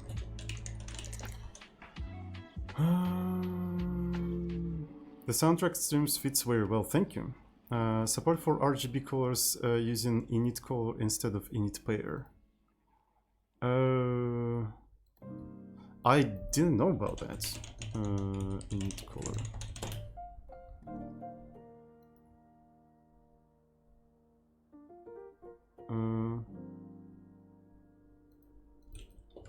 Oh shit. Okay. I'm gonna try that. I didn't know that incursors can do that. Thank you so much. Alright, I think I'm gonna create a pull request. I'm not very smart, so I don't know a lot of things. Thank you so much. Thank you, thank you, thank you. So try init color instead of init pair. Init parry. Okay, bye bye, Lexical Scope. See you around. Pair. Keg. Thank you so much, Ronan. Thank you. That's quite important. So, but one of the things we need to be able to do, we need to be able to first remove the element list. You also discovered just now. Nice. Thank you for actually sharing your discovery. So remove current. All right. So I want to have like a method that just removes the current element in the item list. Right, and this is going to be important for you know, transferring the elements from one place to another. You know, it would be also kind of cool if remove current would just move it out of the container. Is that a thing you can do? Probably not. You probably cannot move it out of the container because it's located in a very specific place in the memory, and to remove it from the container you have to move it out of the to a different place in the memory. So you still copy things around. So I don't think it makes any sense. All right. So how do you remove elements from the vector? Remove. So we can remove an index. And you can also remove an item. Okay, so I think we need to do remove an index. Oh, would you look at that? And it also returns the element. Removes and returns the element at position. But does it copy it? Wait a second. Vector does not put any limitations on whether it's clonable. It actually moves it out. Nice. I don't know how they technically implement that, but all right. So yeah, let's implement like a remove. It's a mutable self, and what essentially it does, it takes the item and removes self cursor. That's what it does. And this entire thing can, of course, return the T as well. So you remove it, and you get an item. And now, what we have to do here, we need to send that item like somewhere. How can we send it? So maybe we can introduce. And this is what I was thinking about. Maybe we can introduce yet another event here, something like message. Unfortunately, events are not easy to customize what kind of type you can set there, but maybe we can just have a like special message event that lets you send strings, and maybe you can serialize some data into the string, and that's how you can send it around, which is probably a bad idea because it's not type safe and stuff. But I don't know how to make it more type safe. So let's give this idea a try for now, and we'll see how it goes. And then on top of that, we need to introduce a method that introduces new event, that pushes new event. Push event, right? And what it accepts an event, and we'll need to organize an event queue. We'll need to organize an event queue. Yeah. So where's the push event? Thank you for the raid, Devin Sherry. Hello, Raiders. Global Git is the best Git feature. Yeah, it's pretty cool. I guess when you work on similar projects, stuff like that. But I don't know. The problem, I suppose, with the git ignore is that different people have different global git ignores. If I understand what is a global git ignore correctly, right? Where when a per repo git ignore is the same for everyone if they have a clone of the repo. But I don't know your specific case. I don't know what exactly you're doing.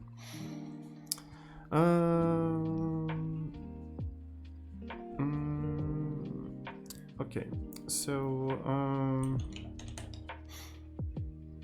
well, you never want to contribute stuff like in that sense. I see. So in the situations when you can accidentally put some garbage there that is not git ignored by the pro. Okay, I see the case now. Thank you, function. That makes total sense. I don't know why it was not obvious to me, but well, because I'm dumb. What if you put git ignore into git ignore? The black hole will open up. I don't really know. Okay, so this is unused now. This is unused. What else do we have? Okay, so now we have situations when we get a message. So, and we have event. So, and here's the thing. If we are receiving a message, right, we might as well push that message into the list, like this. So, and if we get like, let's call it like that, I suppose.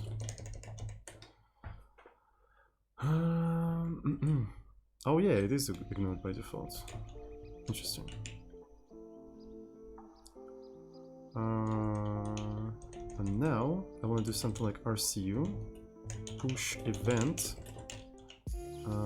event message item. Okay, so here's the thing.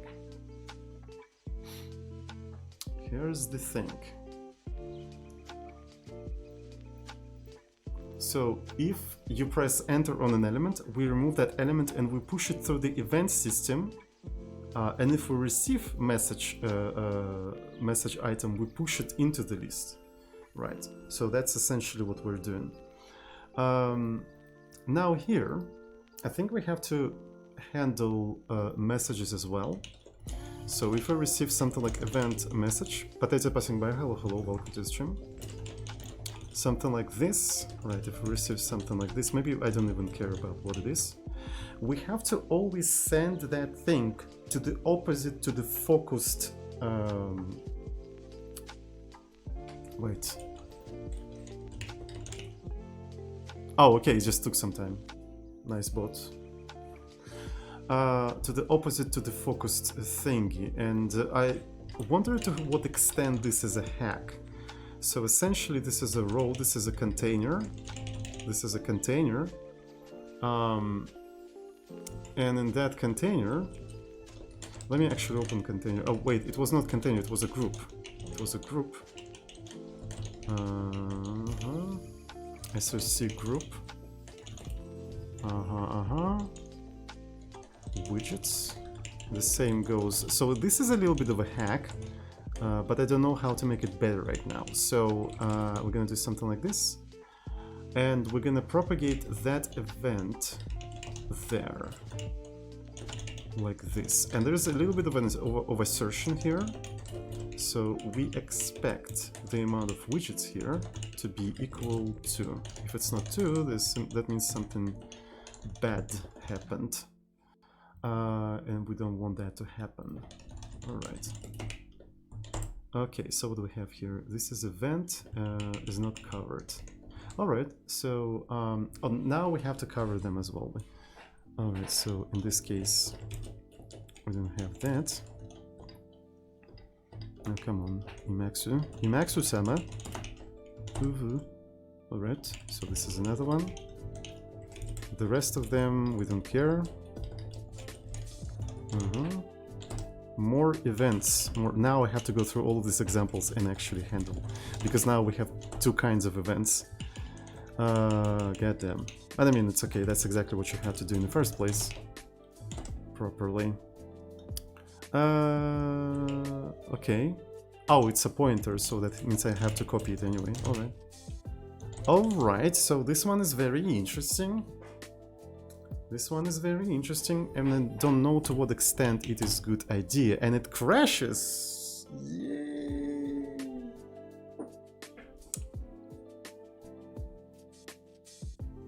I don't know exactly why it crashes, but it crashes.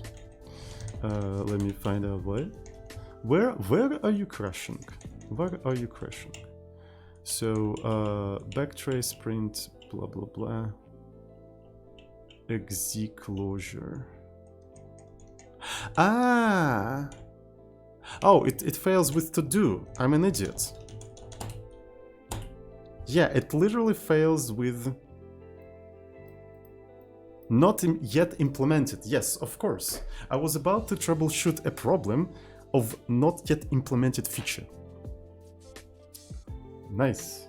I'm so smart. Yeah, I'm a professional software developer. Super cool. So essentially, what we need to do, we need to introduce the queue. Does anybody know how to organize a queue in Rust?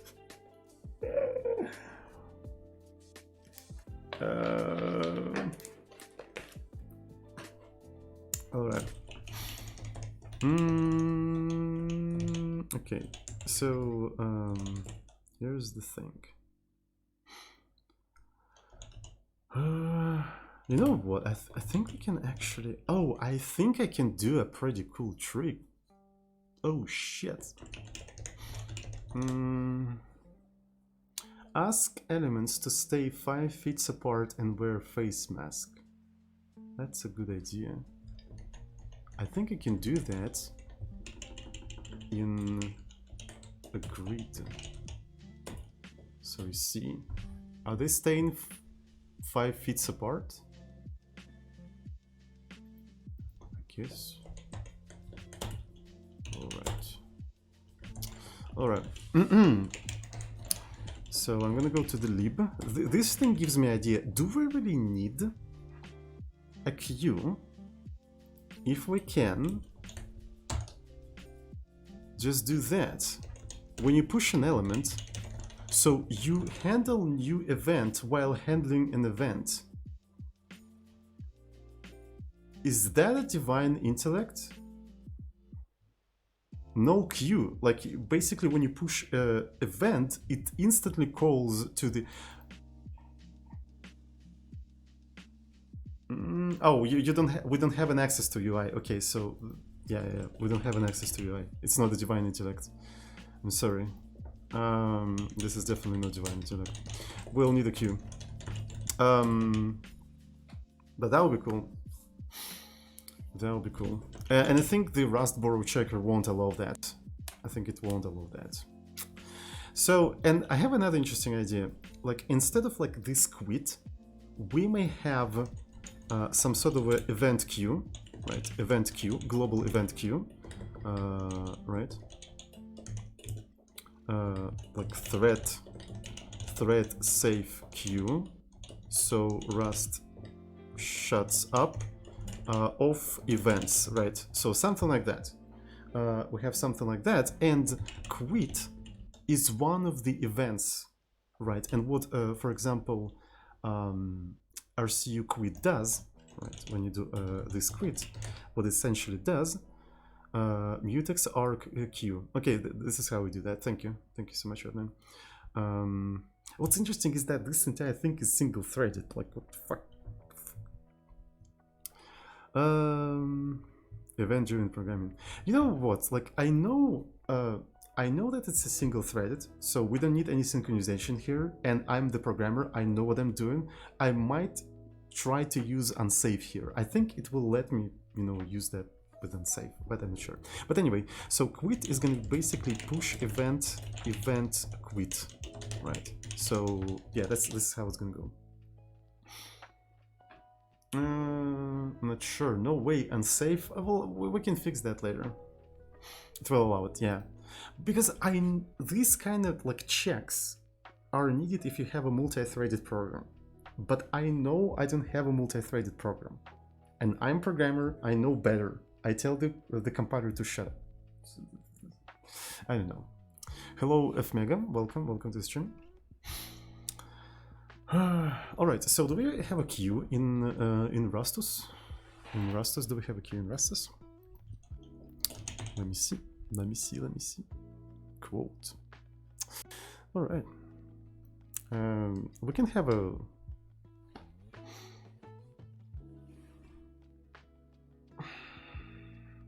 Deck. Okay. There's a deck. Deck. Vec deck. Double-ended queue implemented with growable a ring buffer. Oh my god, that's cool. So I guess that's what I'm gonna use. Vec deck. Also, I want to go to the definition of the event and add think quit. So this is going to be yet another event here. If we are, I suppose it's going to be like a very special event that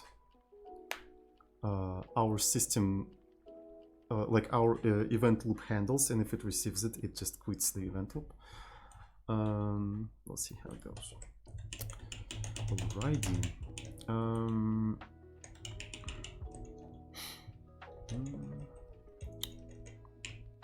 So event queue, vec deck event. Do I have to do it like, maybe I don't, yeah, I think I have to provide the types. New, and hopefully it will work. Unsafe. Mute deck. How can you do that with static? Do you have to put it here?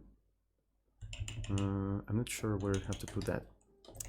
So let's just finish the idea and try to compile it, and we'll see how the compiler will react. So it's a pushback. Let's see. It's a pushback event. All right, cool. So what do you have to say to us? Not found. So this is because it's a std collections vector. It's kind of strange. Why do I have these things here? Oh, this is because the FMT told me that. Std collections vec. All right, so doesn't really complain about that, but we'll see how it goes. Pop back. Okay, I'll have to think how we're gonna approach that. I'll have to think how we're gonna approach that.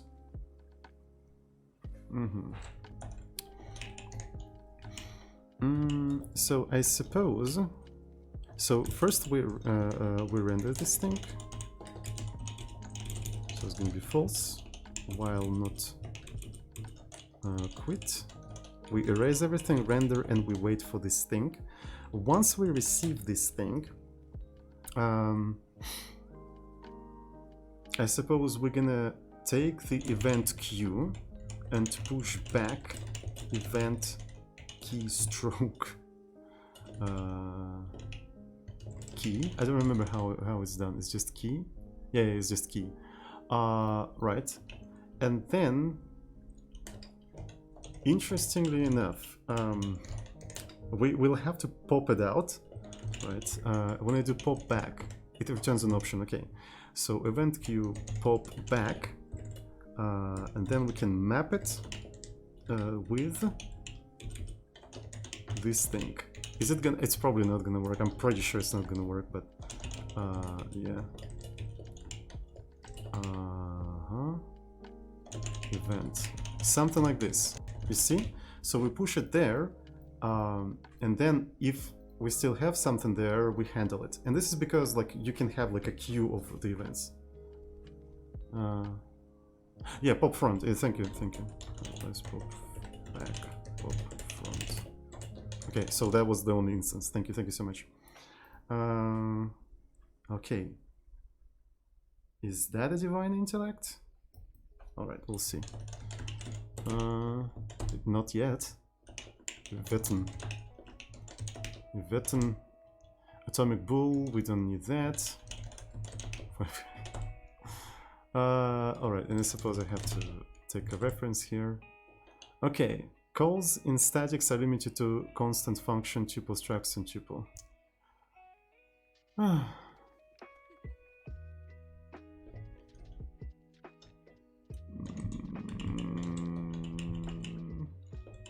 Variable does not need to be mutable. It does need to be mutable, by the way.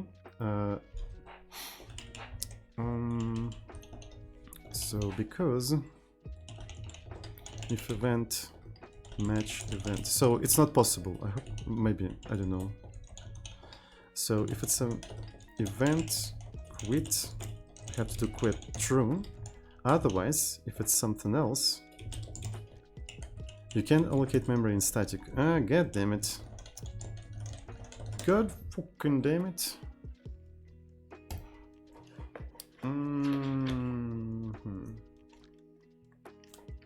Oh yeah, I see. Can I have a box around it?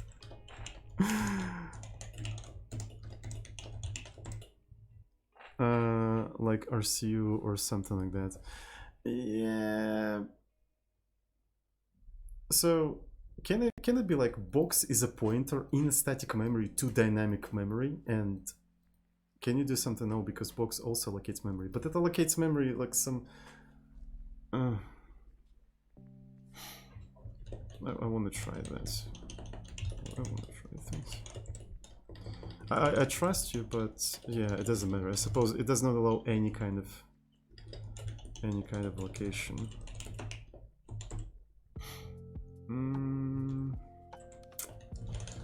All right. So one way to actually solve that is to like have the context with the queue and pass it around everywhere. Yeah. So essentially, like the proper solution would be to actually have this context, right? The context, RCUI context, and that thing is gonna be like, wait a second. Oh no! Oh no! Oh shit! We effed. I'm sorry. We actually effed. I hope everything's okay now. Yeah, refresh your stream. Yeah, so the proper solution would be something like this, right? Where you have a context, and the queue is gonna be here somewhere. The queue is gonna be here. But that means I'll have to do a lot of... yeah. But maybe that's acceptable, I don't know.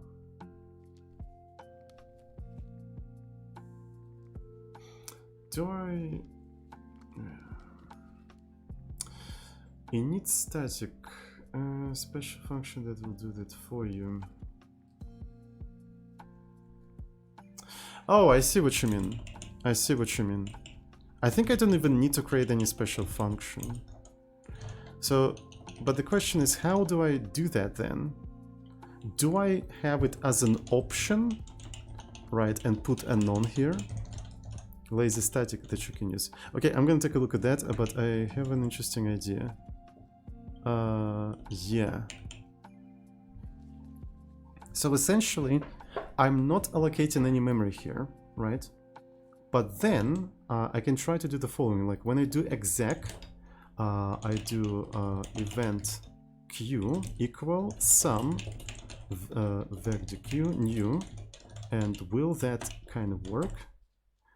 And then in here, of course, I'll have to do something like map q. Is that a divine intellect, or am I doing something dumb again?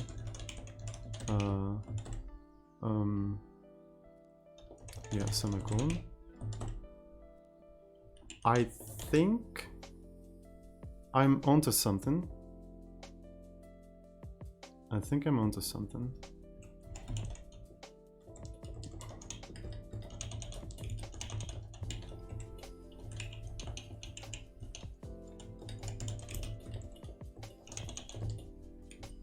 I mean, technically,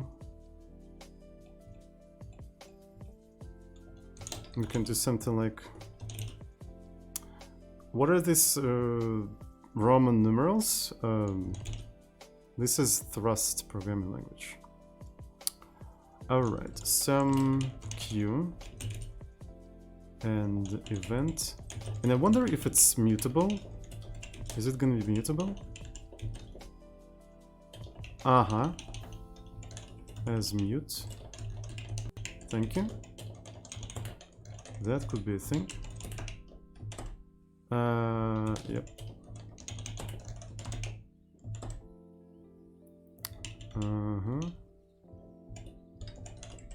Yeah, I think it would make sense to actually unwrap it, because if it's not existing, it's gonna be like crashing, which is exactly what I want. Yeah, it's a good idea. Thank you so much. Use of mutable static. Yes, I know. Use of mutable static. Yes, I know.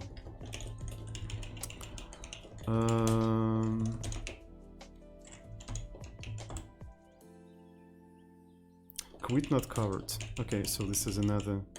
So if we get a quit here, we do nothing. And we get quit here, we do nothing as well. Oh shit, it worked. Thank you everyone. Thank you Odd9, thank you who said that? At Ted0, yeah. So, and I didn't even have to use the lazy thingy, but we haven't run it yet, so I don't know. But yeah, the idea is the following, is that I just set it to none, right, and then I initialize it there. And what's cool is that, yeah,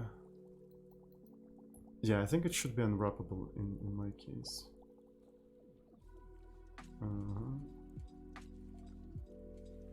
It's what lazy static does under the hood. Oh, I suppose that means I reinvented it. Try thread local with the cell. I mean, I'm kind of okay with this solution for now. I want to try it. I want to try it to see if it's gonna work. Okay, that's really strange. Oh shit. Okay, I see. We have a problem now. Key is blocking.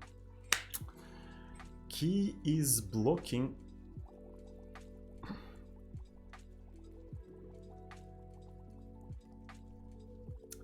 Which means, right, so not all of the events are like, you know, handled properly. But maybe that means we have to organize the loop until event became like, you know, empty or something. You can get 0 dependencies without unsafe. I mean, thread local. Oh, okay, sure, but we don't have a working code yet. Thank you. So I want to have something working that actually works, and then we can discuss how to make it better. Thank you so much. I do not reject the idea of using, you know, lazy static or thread local. I just trying to get to something working. All right. So what's the? I wanted to take a look at the option and see what as mute returns. That's what I wanted to see. It returns mutable reference. Yes. Okay, it actually treats it as a mutable reference. Is it possible for me to do something like this? Let q event as mute unwrap. Do I also have to make it mutable? I think so. I think so. So and then while q is empty.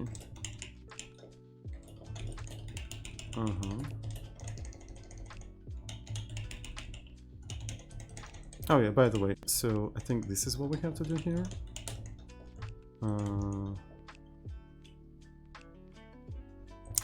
Maybe we have to keep it like here all the time.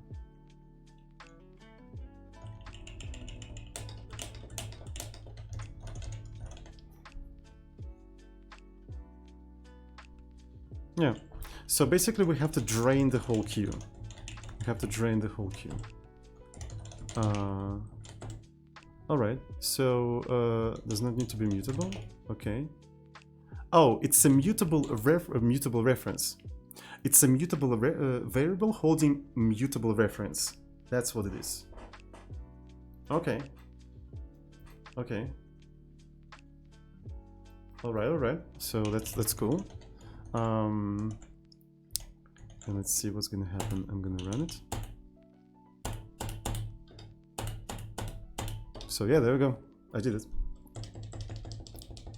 So now you can select any element and you can move it to here and maybe even back. But of course there are some bugs.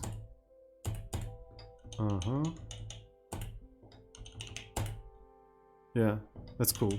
You can have some sort of like a puzzle game here, but that's what I was going for. So, and that is achieved with generating new events and whatnot. So that's cool. Alrighty, alrighty. Tower of Hanoi terminal. Yeah, I think you could try to do something like that. Yeah. Okay, that's super cool. So how should I call this example?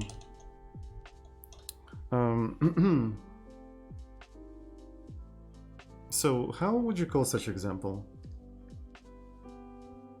Double panel.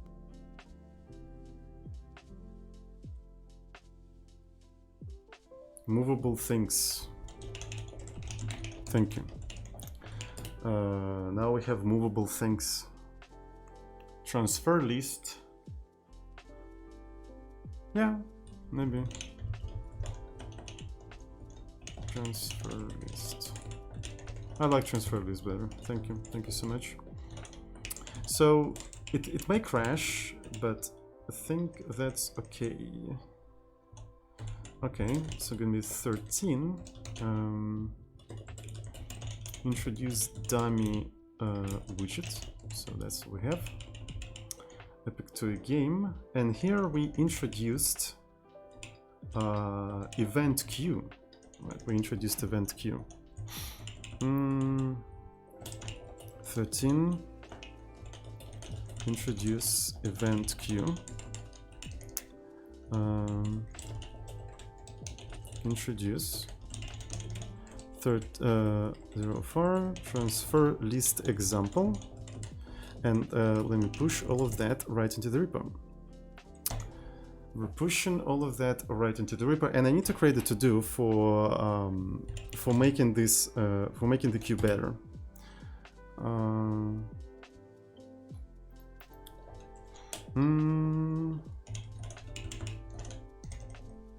So get rid of unsafes in event queue handling. So something like this. So this is going to be a separate to do. Unsafe Monka S. I'm going to push that right into the repo, and let's create a pull request for this thing about that. So I'm really happy with where it's all going. Yeah, let's actually call this pull request introduce event queue, because that was the major change. We're gonna close that. Let's go. Let's go. Let's go.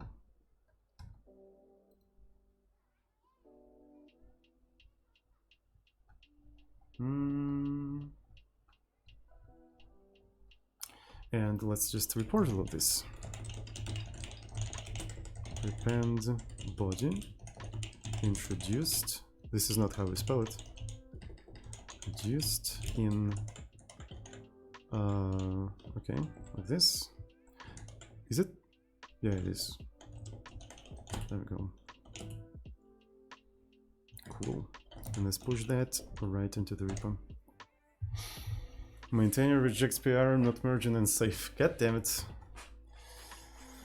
Alright, I'll have to merge it myself then.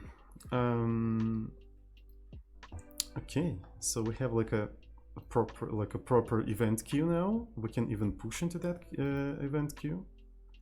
And everything is okie dokie. How about that? I have to write 100-word essay about Tsojin. Feels bad, man. Yeah. I wouldn't want to write a 100-word essay about Tsojin, for sure. Anyways, today was a pretty productive stream, goddamn, but unfortunately, I'm already streaming for 4 hours, and I'm very hungry, so it is time for me to go, boys and girls, it is time for me to go. Thanks everyone who's watching me right now, I really appreciate that. Have a good one, and I see you tomorrow. Tomorrow we're gonna do a Z++ stream. We're going to continue developing Vodus and stuff like that. Check out our schedule page for more information on different projects we're working on. Also check out our VODs YouTube channel. This is where we archive all of these streams. So this stream is going to be there as well, but tomorrow. Right, so today I'm gonna upload the yesterday stream, and also check out our Discord server for offline discussion with the community. And that's pretty much it, boys and girls. That's pretty much it. Thanks everyone for watching. Love you all.